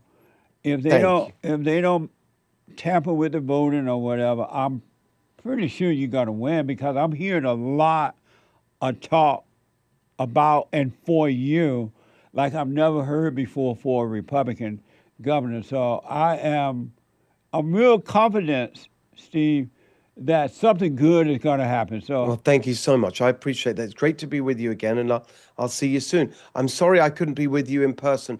We had to change the travel at the last minute, but next time I'll see you right there in LA. Absolutely. And one more time, your website. stevehiltonforgovernor.com, FOR, the word for, stevehiltonforgovernor.com. Right on, man. Thank you, and we'll talk again soon. All right. See you soon, Jesse. Thank you. Okay. Amazing. 888-77-JESSE. You got to get out and vote, folks. We got one more chance here to bring a governor in that will make California great again. Because California can be beautiful. A lot of people don't know how it used to be. It was amazing when I moved. I literally thought I walked into heaven when I got off the airplane at LAX and walked out in palm trees and the weather and job opportunities, everything, everywhere. We can bring that back if we had the right person. Steve Hilton is the guy for that. All right. Let's do some super chat, and then I get you some calls. Super chats. Over on yesterday's pilled.net, Pastor Chatelet, 111 gold pills. A Pharisee asked, "Teacher, which is the greatest commandment in the law?" Jesus replied, "Love the Lord your God with all your heart and with all your soul and with all your mind. This is the first and greatest commandment." Yeah, absolutely. It's deep. What you don't know,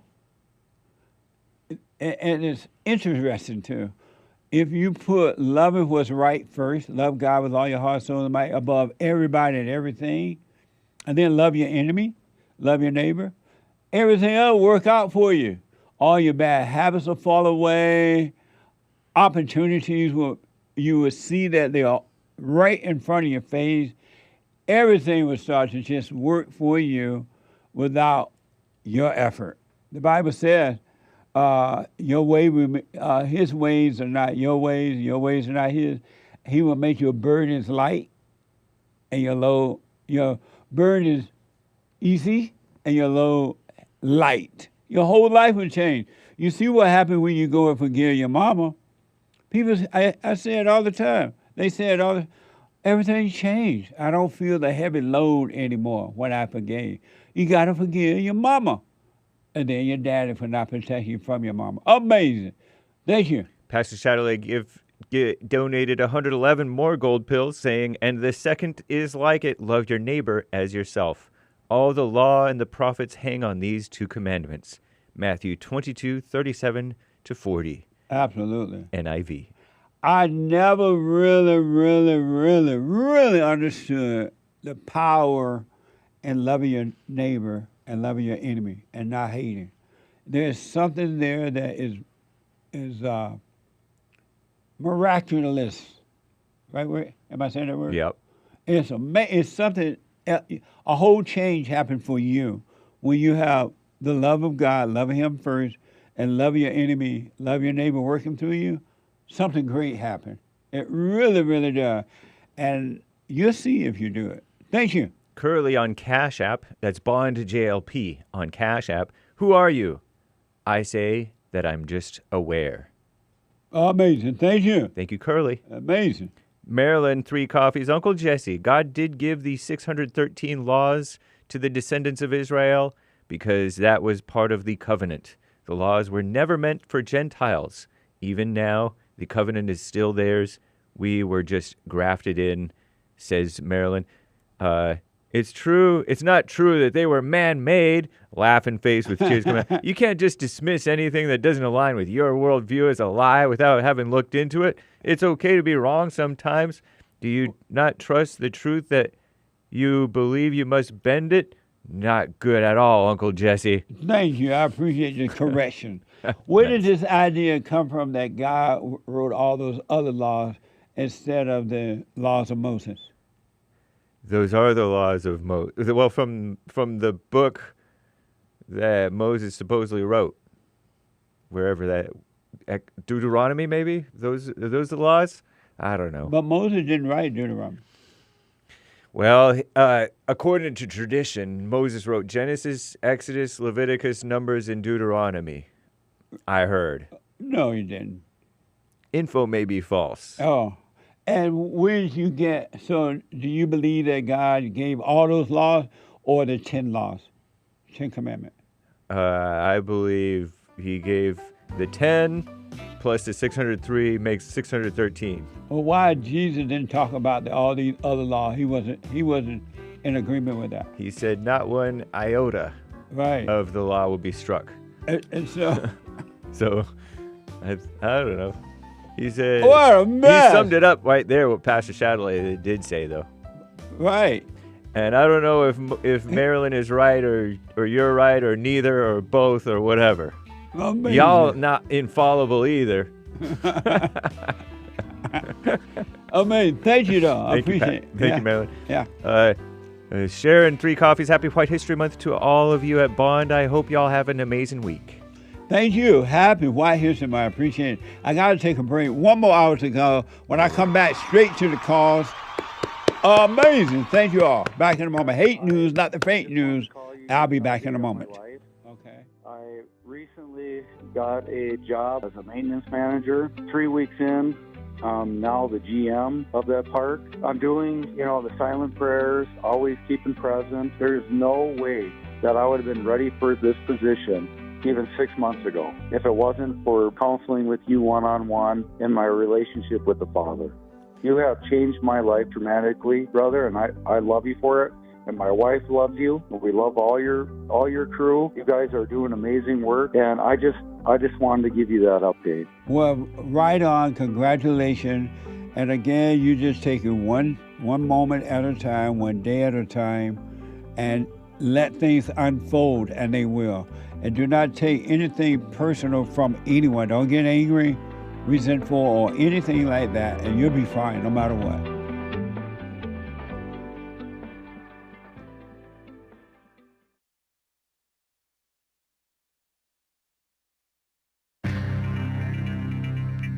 Some serious mess going on in this here old world. We'll get to more of your super chats soon, y'all. Okay? More of your super chats. My bag. Anyway, by the way, get your July Feels White History Month hats. There are multiple designs, okay? This one is the white one. There's a off-white with blue, a nice color blue, and an off-white with red.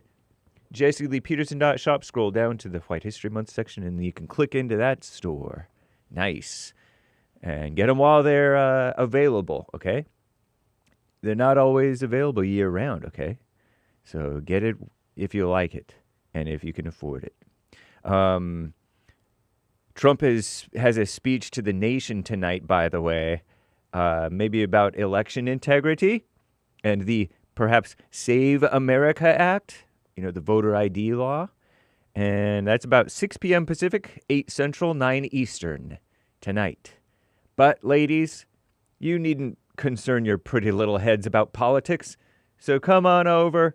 Or I suppose you could be listening, streaming it through your car or through your headphones. But be aware, if you're riding the bus to the Women's Forum tonight, third Thursday of the month, July 16th, 2026 AD, 7 p.m. Pacific Daylight Time here at Bond in Los Angeles. Not recorded and not streamed. Private. Okay? No gossip before or after. Nice. Shout out, ladies. Rebuildingtheman.com/events. You can check that page for info if you need it, or call the Bond office, 1-800-411-BOND, BOND, which is 1-800-411-2663, or local number 323-782-1980, 323-782-1980.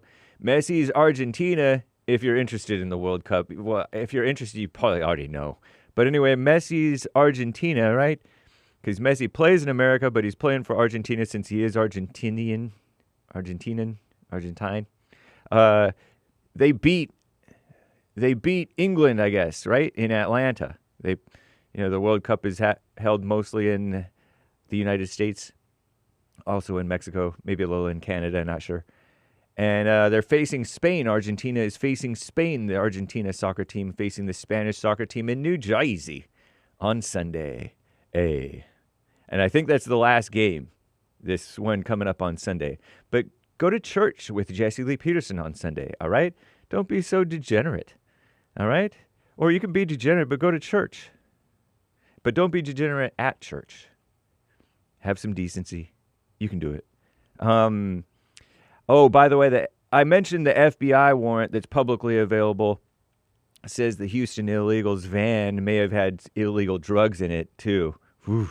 Unfortunately, I guess that Houston illegal did die. Watch out for the prepackaged salads, as well as raspberries, basil, salad mixes, vegetable trays, coleslaw, cilantro, berry and fruit mixes, lettuce and snap peas. They've all been linked to outbreaks in the past of like a parasite that causes diarrhea.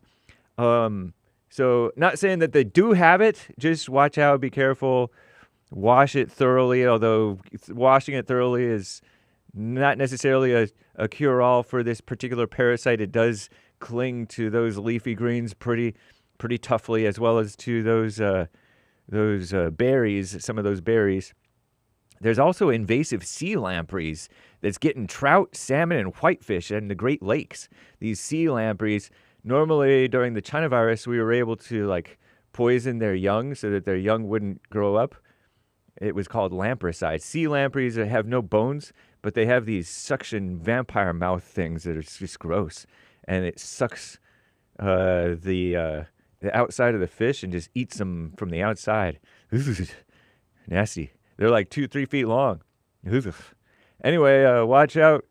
Well, I guess you don't watch out. You just won't get as much salmon or trout or whitefish Not to be confused with hakes. All right, hakes are ocean, whitefish are the lake fish, freshwater, whatever. I'm James Hake. Now back to the Jesse Lee Peterson Show. Hour 3, Bible Thumper Thursday.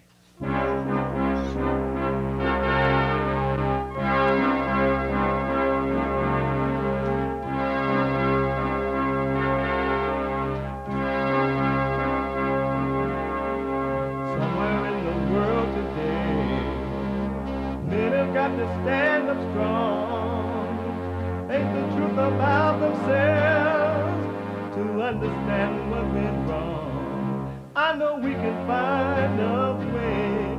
I know we can find a way. I know we can find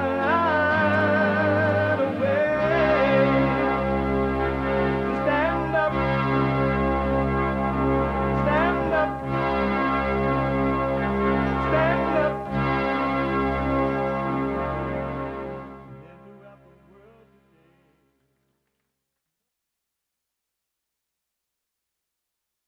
Uniting the races with truth instead of dividing them with lies.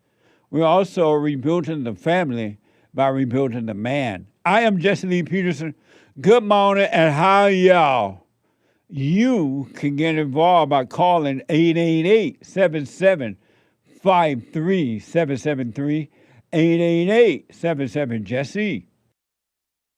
And my biblical question, are you violating God's laws? Are you violating God's laws? Have you ever wondered that? Are you violating God's laws? We have every way that you can watch and support the show listed on JesseLeePeterson.com/show, JesseLeePeterson.com/show. Derek said he's violating God's law every day. What the? He be violating, to use the black vernacular. Right. Sorry, it's White History Month. I shouldn't talk like that in White History Month. Where was I? Listed on the JesseLeePeterson.com. If you got to run around and you still want to listen to the show, you can podcast and listen on your phone by calling the listen line on TalkScreen Live at 605-615-4131. 605-615-4131. And to donate and have your comments read out loud, go buy me a coffee. Buy me a coffee.com/JLP Talk or Bond JLP Cash App. Bond JLP Cash App. It's Thursday. And every Thursday is Bible Thumper Thursday. Oh, the sign outside the New Era Baptist Church in Birmingham reads, "A black vote for Trump is mental illness." I am the daughter of 2 pastors. You will emerge from that as an atheist. President Joe Biden is only the 2nd Catholic president. If you don't. They call him the Holy Father. Ain't nothing holy about the Pope. God, why? Why George God? Holy mackerel. I can't believe you people follow a man. The Pope is like, like a mama. May his soul rest in peace. Amazing. That Pope is dead, right? Right. He dead. What? He's in heaven. Everybody going to heaven? Let me go to the first time caller, Jay, out of Montana. Jay, happy White History Month. You're on the air. Happy White History Month. Thank you, Jay. I am just calling. Thank you. I'm just calling. It seems like at least every show someone is correcting some sort of pronunciation or some sort of way that you say things. And I just wanted to call on behalf of everyone who enjoys the way that you say things, and one of the appeals to your programming for me, and I assume a lot of other people, is the way that you talk, the way that you say things, the way that some of your phrases go. And then some of the people who correct your pronunciation, Uh-huh. they're constantly mispronouncing words themselves. So nobody owns words, you know. Right There's no on. rule book on, you know, how everybody has to say a certain word. So I just wanted to give my support that I enjoy the way that you say things, and I'm disappointed anytime someone tries to correct you. Thank you, Jay. In your face, Hake. Hake is white. Oh, And I Hake can't is, see him, but he's turning. maybe his face is red. It is. His face is all red. I'm about to tell you. Guilty. Get behind me, Satan. His Terrible. face is all red right now. I just trying to correct him this morning because he said something about I'm the same as him or something like that. And it's Infallible. no, about him versus he, something like that. Oh. He versus Sam. None, everybody, you know, none of us are correct all the time in the way that we talk. Thank you, Jay. I appreciate that, and happy White History Month. Happy White History Month to you as well. Thank you for giving us this month to celebrate. Right on. Thank you now. Right You on. too. Okay. Ha. Oh, the line was about that black woman who wants her husband or her man to be ambitious. Oh, yeah. She makes more money than him, you said, but it's actually she makes more money than he. Whatever. When you're black, you can say it any kind of way you want. Well, same with the whites too. Actually, that one Especially- is a little snooty. Yeah. It's like even white people say, "Where you at?" I know. And I'm hearing that everywhere now. Whereas before it used to just be black people say, "Where you at?" I remember being a kid, and in the late '80s, we started hearing the young, cool white young men saying, "Where are you at?" I know. And what the a mothers would be like, "It's not where are you at." And I would join those mothers. Mama Hake. Terrible. Amazing. Let me go to Frank. A first time call out of Texas. Frank, you are on the air. Oh, hey there. What's going on, Jesse? all You're is my well. favorite evangelist. All is well, Frank. Happy White History Month. Hey, happy White History Month also. You know, it's funny. Most people don't realize the first slave owner in North America was a black man. I'm pretty sure his name was what was it, like Anthony Johnson or something like that. I think so. It sounds familiar. I can't remember right now, but it definitely sounds familiar. Yes. Yeah. No. Happy White History Month, though. That's funny. They don't even but want to you talk are- about. They don't want to talk about the black slave owners. You rarely hear discussion about that. They want to talk about the white people Exactly. owning slaves, but you rarely hear about blacks owning slaves. Yeah.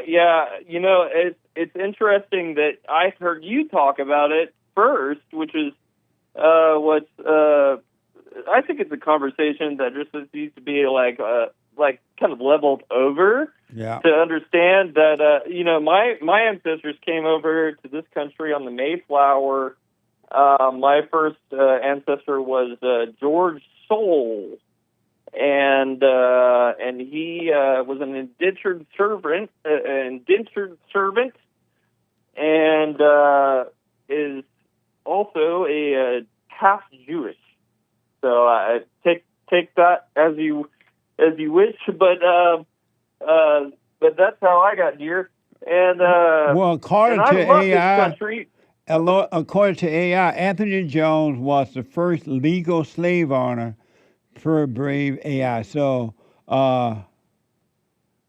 Anthony Johnson was the first Yes. legal slave owner, but not the Correct. first slave owner, period.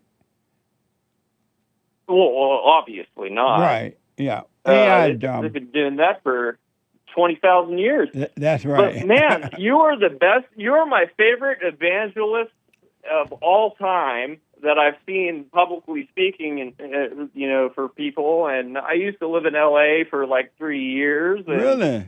I loved your conversation with the British gentleman earlier. That was Steve Hilton. He's running for governor of California, a Republican.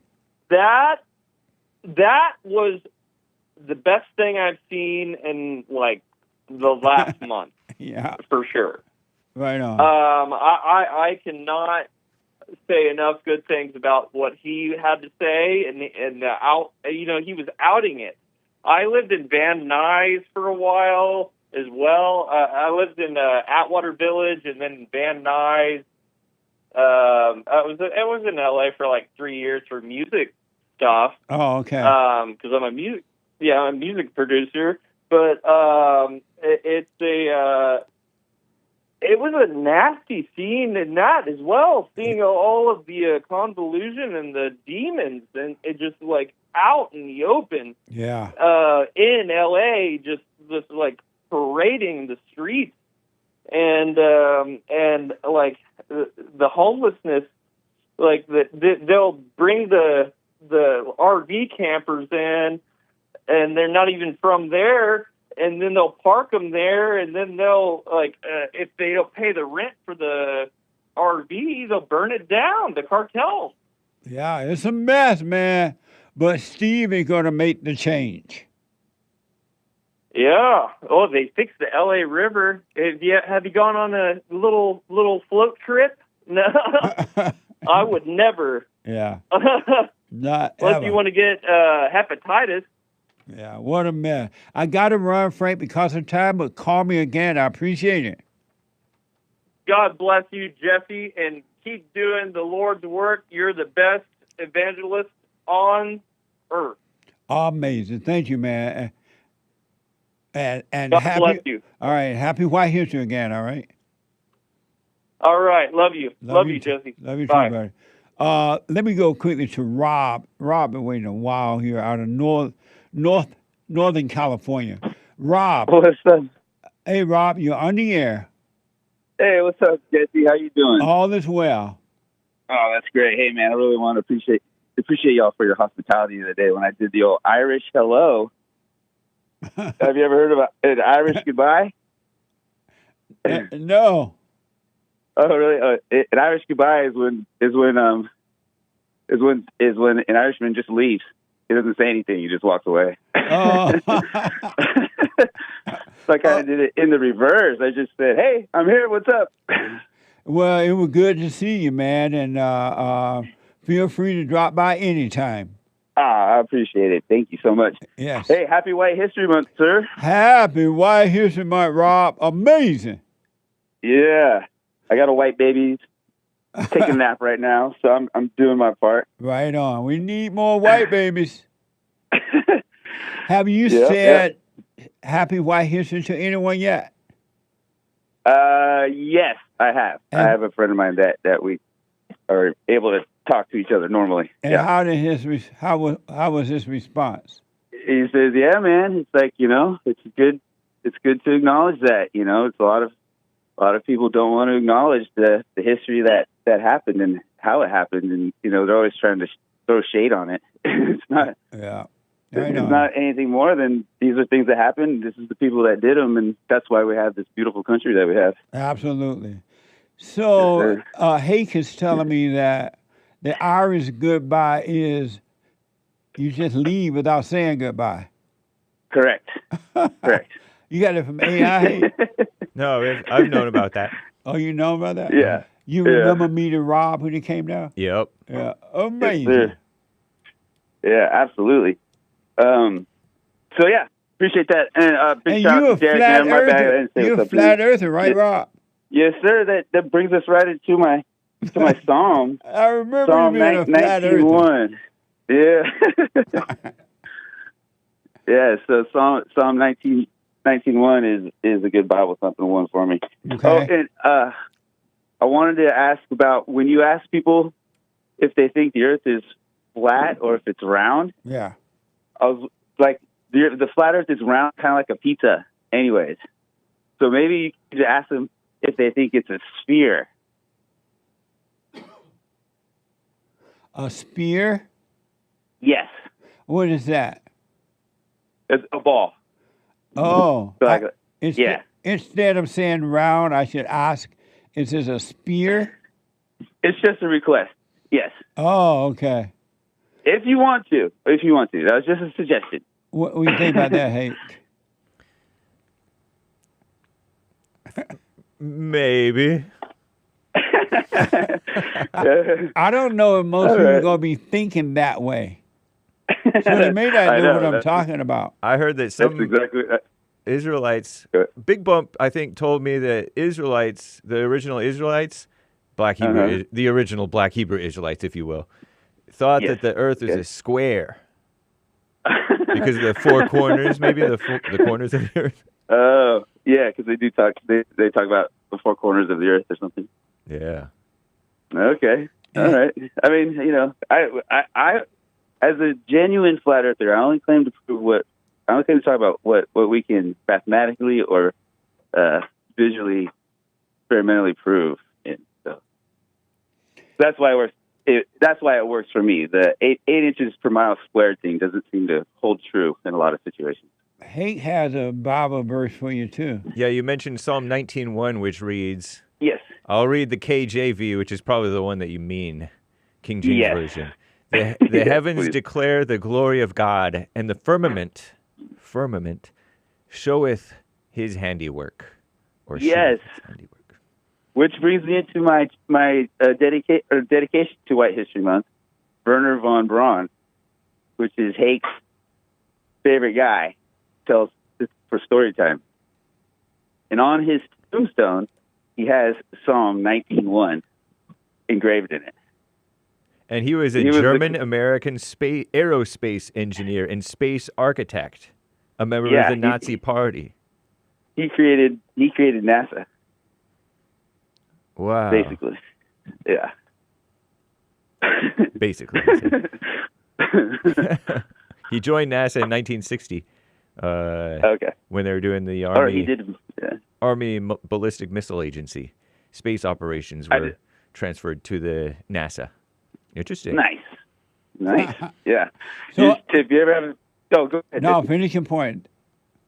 I was going to say, if you ever have time, look back into NASA's stuff that they put out on TV back in like the 70s and stuff.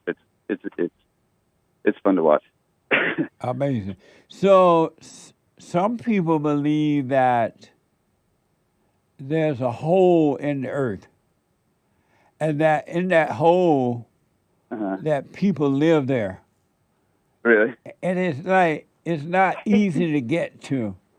But it's I think they said it's at the top of the ball, the earth, somewhere around there, and that is not easy to get to.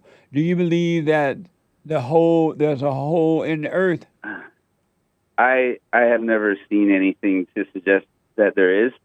The only thing that would allude to that would be in the Bible when it talks about, I think, Sheol or something, which is like that there's whatever's underneath their description of the earth. I'm going to be interviewing a scientist, I believe he's a scientist, who is going to be talking about the hole in the earth and how it's difficult to get there, but with the right kind of equipment or something, you can make it. Nick, you know about the hollow hole? Oh, I was just wondering, maybe it's like related to the hollow earth people. I don't really know what they believe, but maybe it's that genre. Hollow earth. They believe the earth is hollow and people live in it. I've never directly looked at that particular subject. I could look into it, and I'll definitely watch your program when he's on. Yeah. He says that when you, and I don't want to misquote him at all because I was just reading a little bit about him. He's, like, as you know, the earth is a ball, right? Allegedly. And then on top of this ball is where the hole is found, but it's on top, but as the ball turns,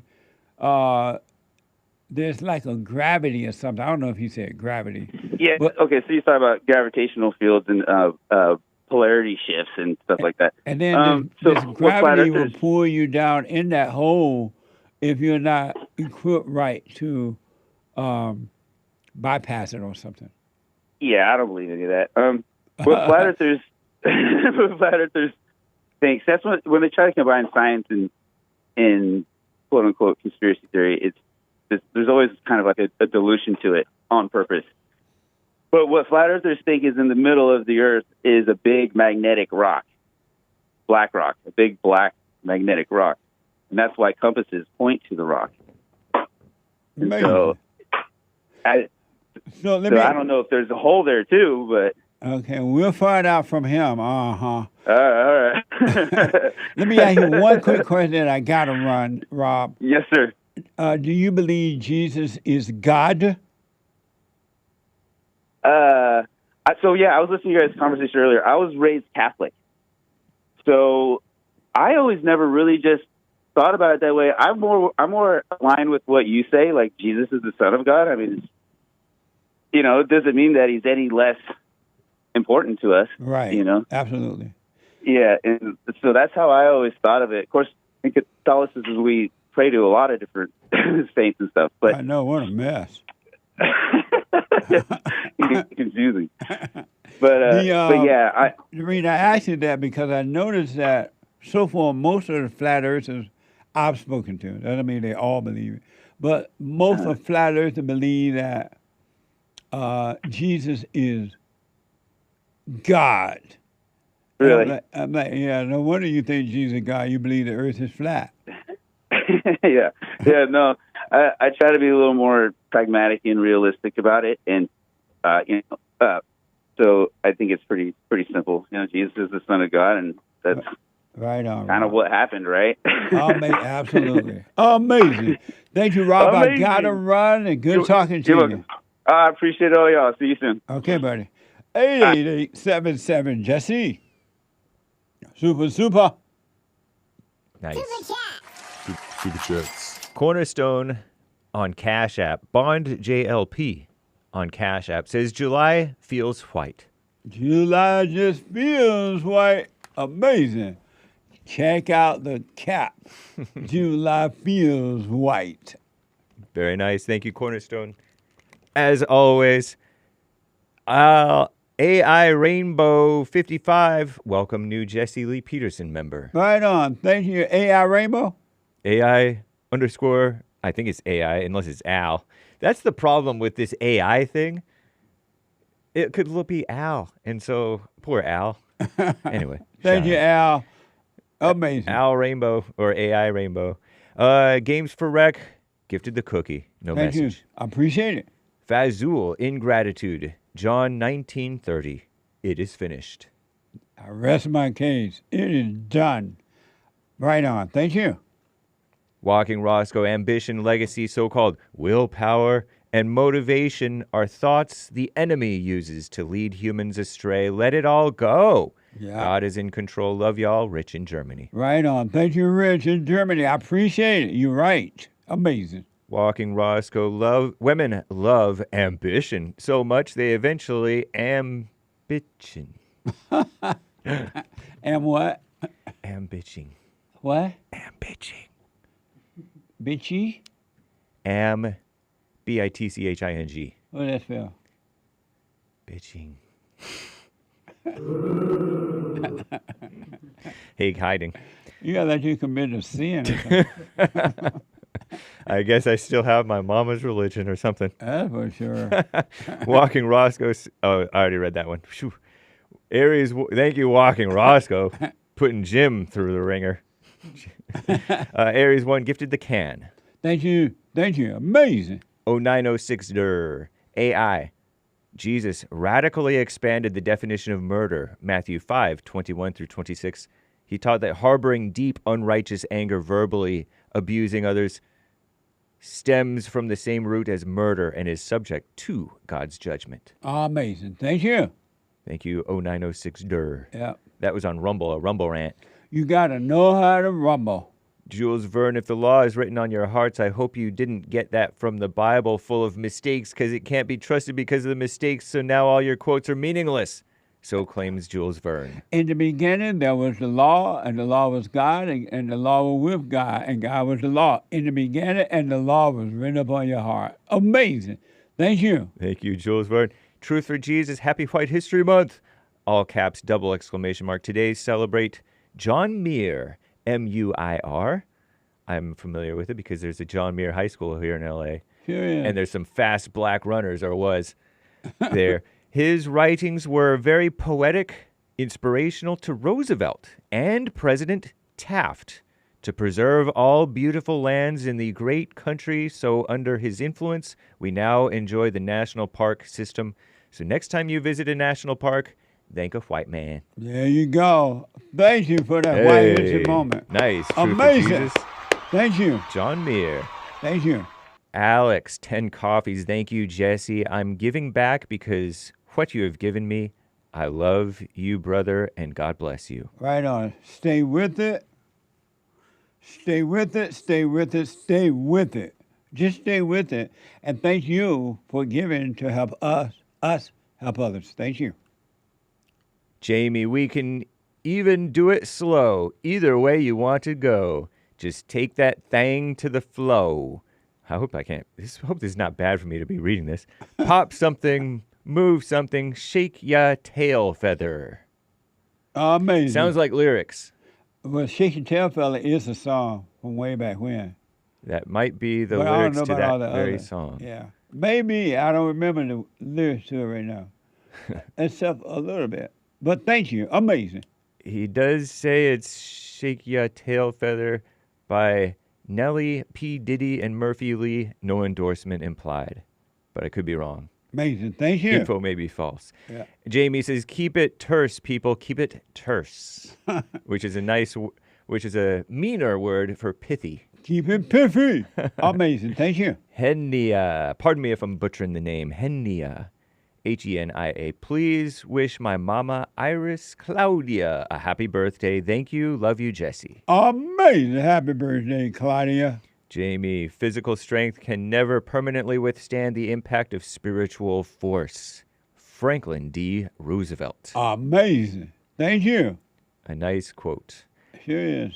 Santino R says, thank you for the help, Jesse. Here's a little something to help others get the help they need. Right on. Because you know we need it desperately. If ever we needed you, Lord, we need you now. Thank you for helping us to help others. Appreciate it.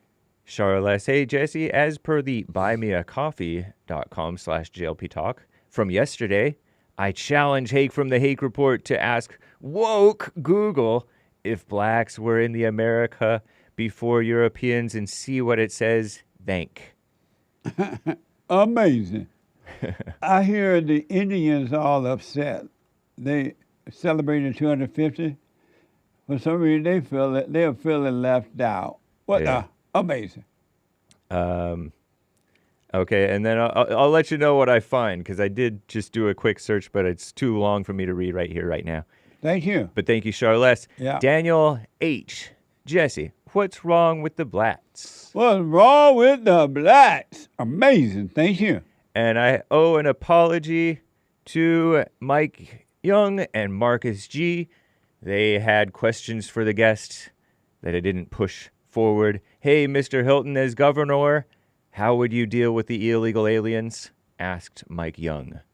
Oh, they came in during the interview? During the interview. Oh, I had a very, very fun and amazing discussion with Steve Hilton at the beginning of the first hour. So you may want to check that out. And go vote for Steve Hilton. It's time to clean California up, make it great again. Make it California again. All right? Amazing. Thank you. Very nice. And Marcus G., I am remiss. Hey, Steve, meaning Steve Hilton, how will you deal with the Muslims who took over your country? His original country was England, I believe, or UK, from coming to California. Emoji. Type of furrowed brow with one eyebrow up emoji. He's gone now. My bad. We'll ask him when he come back again. Amazing. Thank you. Maria, infallible refers to people, not a book. Only God is inerrant. I rest my case. Finally. Our Maria. Thank you, Maria. Thank you. We got to read the rest of these later, I y'all. appreciate that, Maria, really. I don't know where these people get the idea that a book is infallible. It doesn't even make sense. I'll be right back to be our treasure chest and open our D-Live. Not that there is a D-Live. I mean, not the treasure chest either, right? Right. Something, what's open? Scratch offs on pill.net. Back in a moment. 7 guaranteed steps to spiritual, family, and financial success guide. Even if you're not starting a business, but you have a job or you're on welfare, it can help you if you do. Be doers of the word, all right? From rage to responsibility. From rage. That's what I write about in the first chapter, especially how I overcame scam. How the black leadership exploits black Americans. They are using them, and blacks are too willing to be used. And then my last book, The Antidote, Healing America from the Poison of Hate, Blame, and Victimhood. They are all amazing books, and they are helpful. Go to rebuildingtheman.com if you want an autographed copy, or call 800-411-2663.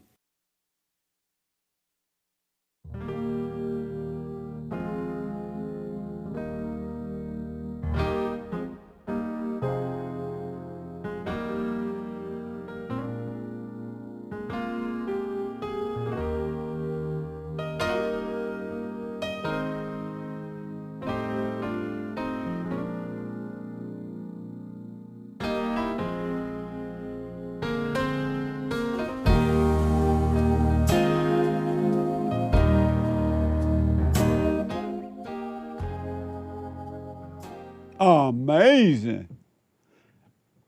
It's amazing that it is Bible Thumper Thursday. Couple announcements before I go back to the callers here and the Superchats. The Hake Report is coming up. E. White, the guy with the good hair, at the top of this hour at 9 a.m., Monday through Friday. The Hake, Hake, report.com. And after the Hake Report, the American Anchor Baby. Energy given to him by God, from God. And it's not a loan, it's a gift. The American Anchor Baby, right after the Hake Report today, at 9 a.m. from American Anchor Baby from 11 to 1 p.m. Pacific time. And then tonight, the ladies form tonight every Thursday night of the month for ladies only. And the first Thursday night for men only. Come on down, ladies. The ladies are truly on fire. When we gave the theme out at the beginning of the year to endure to the end, that we're going from the first floor to the at least 50th floor in life, they're like, I'm ready, Jesse. And they have not stopped. I'm serious. Those meetings are amazing. So tonight at 7 p.m., go to rebuildingtheman.com/event. And then the last one for now is brand new episode of the Fallen State.tv tomorrow at 11 a.m. I had a interesting, fun conversation with Benjamin Krause. And Benjamin is a veterans' rights activist, attorney, investigative journalist, and the host of the Veterans' Rights podcast. Next time on The Fallen State. What is a veterans' right activist? When we need health care and we need it now, that we're not caught in bureaucratic red tape that the prior administration jammed us up with. All right. Theodore Roosevelt said that a man willing to shed his blood for the country deserves a square deal after. Yes. You know, anyone that supports veterans becoming leaders in America, I'm on board, same team, you know. Amazing. Does he obey you? This was not what I expected, Jesse.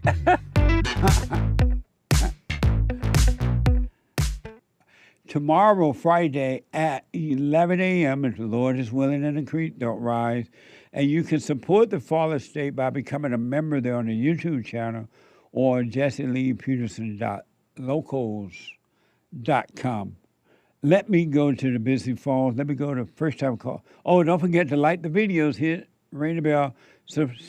Support our social media.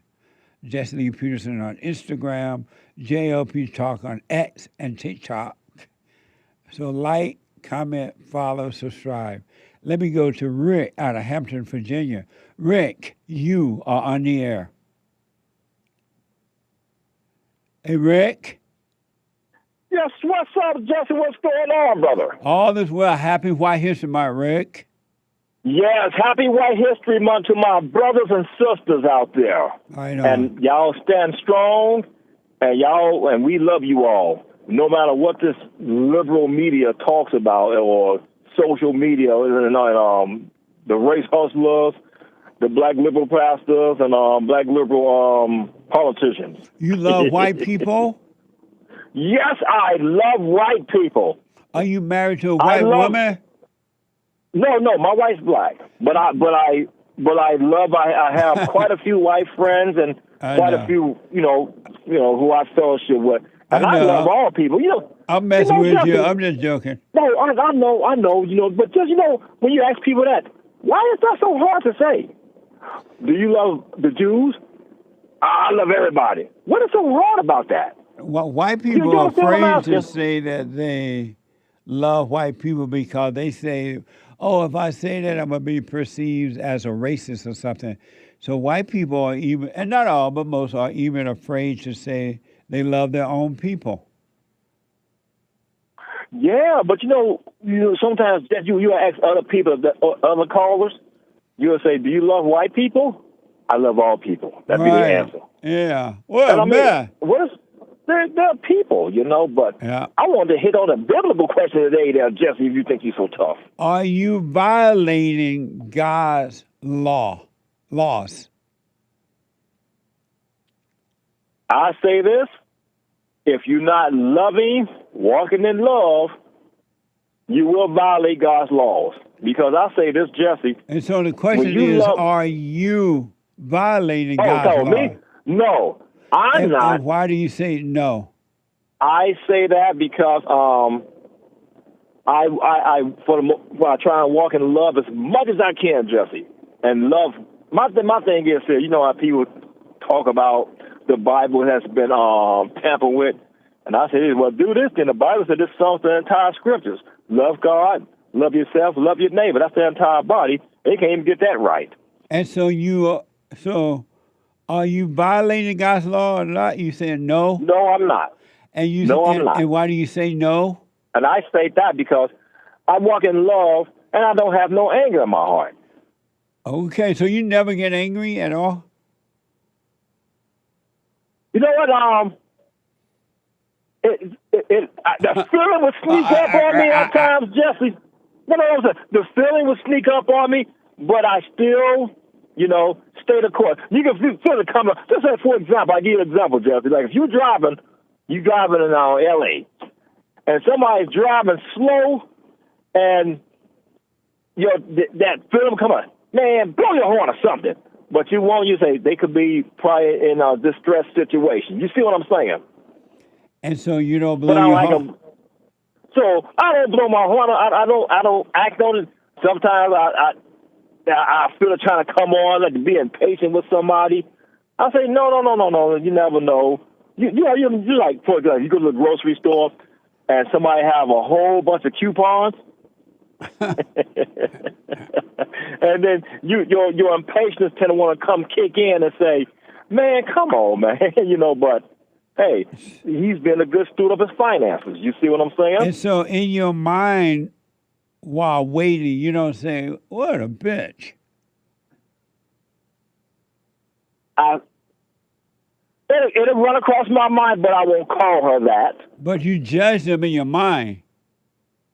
Well, like, that'll come, the temptation will come in a call her a bitch. Whatever. I'm sorry. Whatever. The temptation will rise, but, like, I didn't mean to use the word be. You sound like hate. But I didn't say, because I thought I cursed on your show. I didn't mean to want to use the word be, the B word. Yeah, don't say bitch. Yes, I'm sorry. That's why I had to apologize for that, Jeff. I don't want to. We need to bring all the far we can to watch your show. I mean, well, I And listen to appreciate your your show, response. I appreciate your response to the biblical question. Do you like my response? I'm sorry? Did you like my response? I can't respond until Sunday. Oh, okay. I'll try to tune in for church Sunday Yeah. and see what the answer be. Right. And can I say one more thing too, if I can? Yes. What caused when Biden was president? What caused inflation, high energy costs, and everything else when he was president? With Biden? Yes. The You remember when he taxes, was high president? taxes, all these illegal coming in, we're taking care of them. All these governmental programs that they have now, all kinds of things. Because our congressman came on yesterday, and one lady asked her that, and he was complaining that everything was high because Trump was starting the Iran war. So a caller No, called it in was and said, already like that. right. And that's what the lady asked her. He said, why are you complaining about Trump? But all it was high when Biden was president. Yeah. You know what answer he gave, Justin? What? It was a world problem. What the? It was a worldwide problem. That's why we had it. Yeah. No. But it was all Biden's policies. Absolutely. Because if it wasn't for his policies, they would have nominated him to run again. That's why they got rid of him so bad, because his ratings were so low, no one wanted him. They knew they would have got slaughtered if they would have ran him. Amazing. So, well, I'm glad he's gone now, and thank God for the Yeah. great white hope. Yes, sir. Hey, I called in to my congressman. I was hoping he would have gotten a hold of me. I was like, let's hear for our president. President Trump, the great white hope. Amazing. But he didn't get to my call, though, Justin, so Nice. I couldn't say that. So, Right. but, thank you, Rick. I he's got to going- run yes, because sir. of time. Okay, Jeff, thanks for taking my call, man. Love you, man. All right. Keep up the good work. Right on. Everybody Thank that you. might listen to Just Lee Peterson's show for knowledge today, my brother. That's amazing. Thank you, Rick. Yes, sir. All right, buddy. 888-77-JESSE. Let me go to Brian, our first-time caller out of Michigan. Brian, you are on the air. Hello, sir. Hey, Brian, happy White History Month. Okay. Happy White History Month. Yeah, I Thank you. agree. Right on. Long-time listener, and I guess only maybe a few months, but I binge-watched you and over forever. I just appreciate your show, and, after a couple months, I finally start going back and listening to the radio show, and so I'm like, man, I got to at least come on there and say hi and give you kudos. And, I'm in Michigan.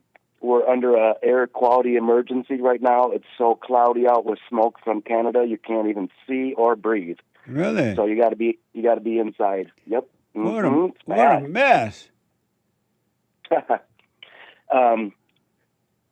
So I live in Michigan, but I'm from southern Wisconsin.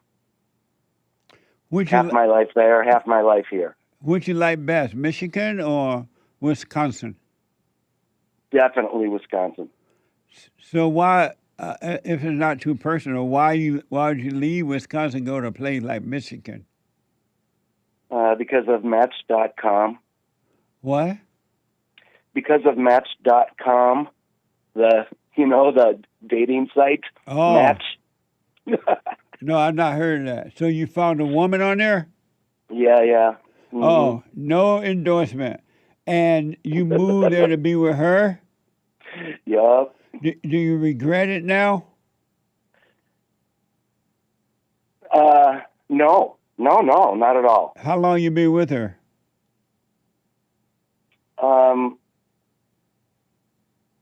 19 years, but we have been divorced for 12 of those years.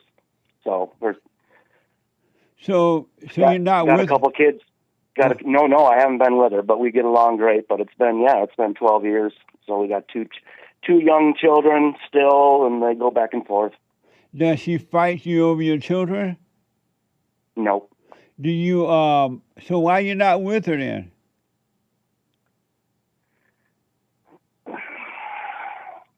You only have 15 minutes left on the show, Jesse. She is so masculine. What would you say? Emasculated me? I don't know, but she was tough. I couldn't keep up with her. Really? She demasculated you? Yeah, she just always made the rules, and she's very smart, powerful. She's like a firecracker. I guess there's nothing wrong with that, but you... Why did you marry her then?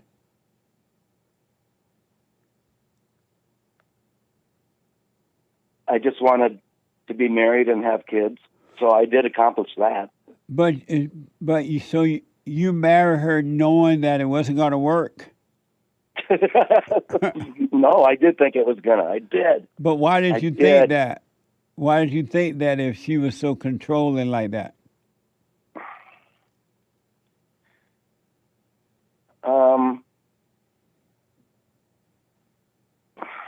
That's a good question. I don't know. In the end, she just demanded too much from me. I couldn't do it. I just couldn't handle it. And she said, "Okay, I'm leaving." But you knew she left. She left you? Yep, she left me. Did she leave the children with you? It's been 50-50, straight down the middle ever since. So at least that. I'm a rare circumstance where actually the divorce was the best thing ever. You know, now we get along better than we ever have. So anyway. Amazing. How old are your children? Amazing. 13 and 17. And so I want to ask again, and then I got to run because of time here. Why did you marry her knowing she was like that? Because you had to be working overtime trying to please her before you married her. Why did you think it was going to get better once you married her? I think that's just a promise that you tell yourself. You know, I waited to get married till I was 36. So I never even had my first child till I was 36. I thought I had it figured out. I really did. And where did those thoughts come from?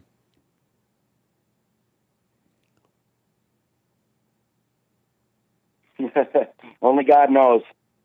Were they from you? I think I thought they were from me. I really do. I think I Do you still think that? No. I gave in. I gave in to everything years ago. Have you stopped listening to thoughts? Yes. You have? All I do is pray, and then maybe thoughts come to me, but I don't. And when you pray, what do you say?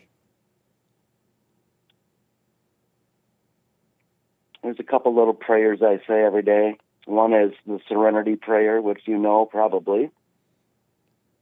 And then another is I pray to God to fill me with all vibrations, feelings, and possibilities. I say that every day, a few times a day, just combined with a regular prayer. And have you forgiven your mother? Somewhat, yeah. That's funny you ask that because, sometimes you're right about that situation and sometimes you're not. But have you forgiven your mother? Yes. You went to her? Yes. And you, probably 5 years ago. Yeah. And what did you say to her when you went and forgave her? Almost exactly like you talk about is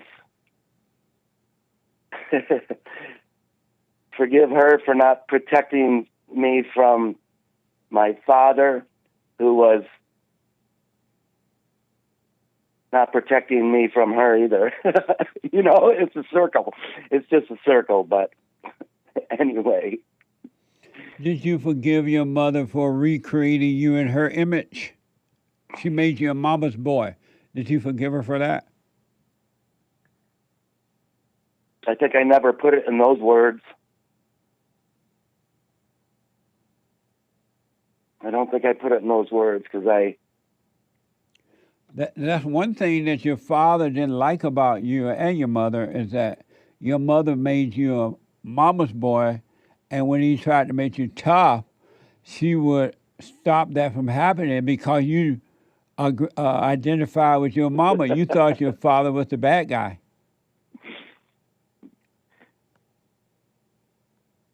It's funny when you go back and look back in time. You're probably 85 or 90% right. I don't think you're always right, but I really do believe in your ideologies and I do. I appreciate that. It fits in pretty well. So did you forgive your father for not protecting you from your mother? Because he tried. It's just that he didn't know how to handle your mother either, but he tried. Have you forgiven him? I think I have forgiven him as much as I ever have been able to. Did you tell him? I did. And what did you say to him? Just told him I loved him and gave him a hug. And you didn't apologize for resenting him? Oh, sure. Did you tell him that? I did. He supported me even when I hated him. Yeah. You don't realize that for decades. Right. Yeah. You don't. Well, you stay with it, and I suggest you do the silent prayer, but it's up to you. If you really, really want to overcome those thoughts and the false identities and things, you know about the silent prayer, right? No. Rebuildingtheman.com/silent prayer. Rebuildingtheman.com/silent prayer. I recommend when you do your other little thing you say, be still and know God, Brian, and everything will change for you. If you have forgiven your parent, your whole life will be made clear. You will live a life with a clear mind. Yeah, I know there's work. I still know there's work to be done. It's not always perfect, but hey, the reason, Jesse, we're running out of time, right? Do you want to know the reason I called? Yes. Over my lifetime, and let's just say I'm around a half century old, coming from Wisconsin, with this word racism comes up my whole life. And I have a little bit different opinion of it, and I agree with you that racism doesn't exist. Like, the only racism I think exists maybe would be some black jokes back in the 80s, like with Eddie Murphy. You know what I mean? But that wasn't racism. No, it was fun. Right. I mean, just so, we didn't have... Now, I grew up very close to Milwaukee, but in a small town, only 2-3 black kids in school, not a few Mexicans, but mostly white. But you meet other people around the country, they assume that you're from Wisconsin, you're a redneck, you're a racist, and it's just not true. And my point of this phone call was to ask you if you have ever heard of the Milton House. No. The Milton House is a hotel that was built in 1838 by the Wisconsin border, down by Beloit area, halfway to Chicago. So my hometown is near Chicago, near Milwaukee. Right. Anyway, but this small little town, right, 2,000 people still today. Make a long story short, we're going to be going out in a minute. Okay, the Milton House. It was a hotel, and the guy that bought it from New York came there and turned it into the biggest part of the Underground Railroad ever. And there's a secret tunnel that goes from the hotel to a shed way in the backyard. And so then they would run the slaves up the Rock River from Chicago and eventually to Canada. So it's called the Milton House. And then I guess we'll pick it up again another day, Jesse. But absolutely. it's a famous building and very important. And so my point is, people from Wisconsin, since before slavery, have been against it. I mean, you just don't understand. I hate it when I get told that I'm racist. I'm like, are you kidding me? Well, don't even hate it. You just let it roll off your back. Don't let people say whatever they want and don't respond to it, but don't be angry about it. All right? Yeah. All right, Brian. I got to run. Thank you, buddy. Yeah. Hey, nice to meet you. Thank you. Have a great day. You too now. Super. Superchats. Nick LaBoy on Rumble with a Rumble Rant asks, How can Steve Hilton win when Republicans won't even pass the Save America Act to prevent Democrats from bleeping? He didn't say a cuss word. I'm just bleeping it out. Oh. Our elections by sketchy ballots. He doesn't say sketchy. I'm just traumatized from not being allowed to say fraud and stealing. Oh. But anyway, what is Steve going to do to prevent this? He's not here right now. Don't worry, Trump has an announcement or something tonight. Listen to Trump tonight. And Steve is running for governor in California, so he doesn't need the Republican Party to vote for him. He just needs the voters to get out and vote for him, both Republican, Democrats, and everything else here in California. Thank you. And thank you, guys. I could be mistaken. You know me. But it may be, I believe that's all for now. Thank you all. I am too out of time. Stay with it, stay with it, stay with it. And Sean and everybody that's on the line, I'm out of time. The hate report is coming now. And then the American Anchor Baby. Bye. You better go talk to your mama. Better stop at the drama. Better drop all the drama. Boy, you better stand up and up. Put your hand up and hut. Cause if we don't, then we lose. And then we gotta hear the fake news. Whoa.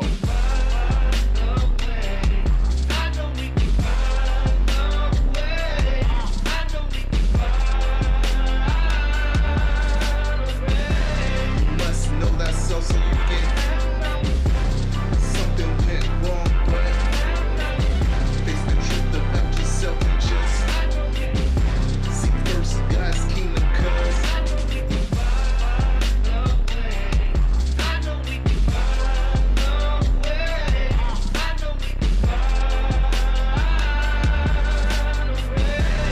must know thyself so you can something went wrong, but face the truth about yourself and just seek first God's kingdom, cause I know we can find a way.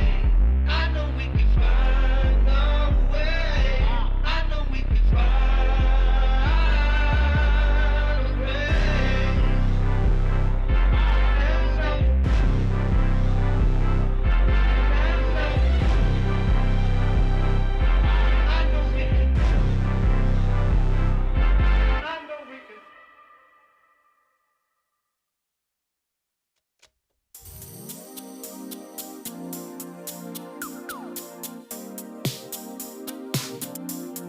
The views, information, thoughts, and opinions expressed during this show are the individual's own and do not represent the views, thoughts, and opinions of the JLP network or Bond. Their appearance on the program does not imply an endorsement of them or any entity they represent.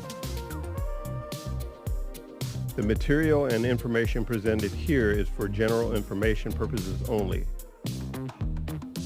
The JLP Network and Bond name and all forms and abbreviations are the property of its owner, and its use does not imply endorsement of or opposition to any specific organization, product, or service.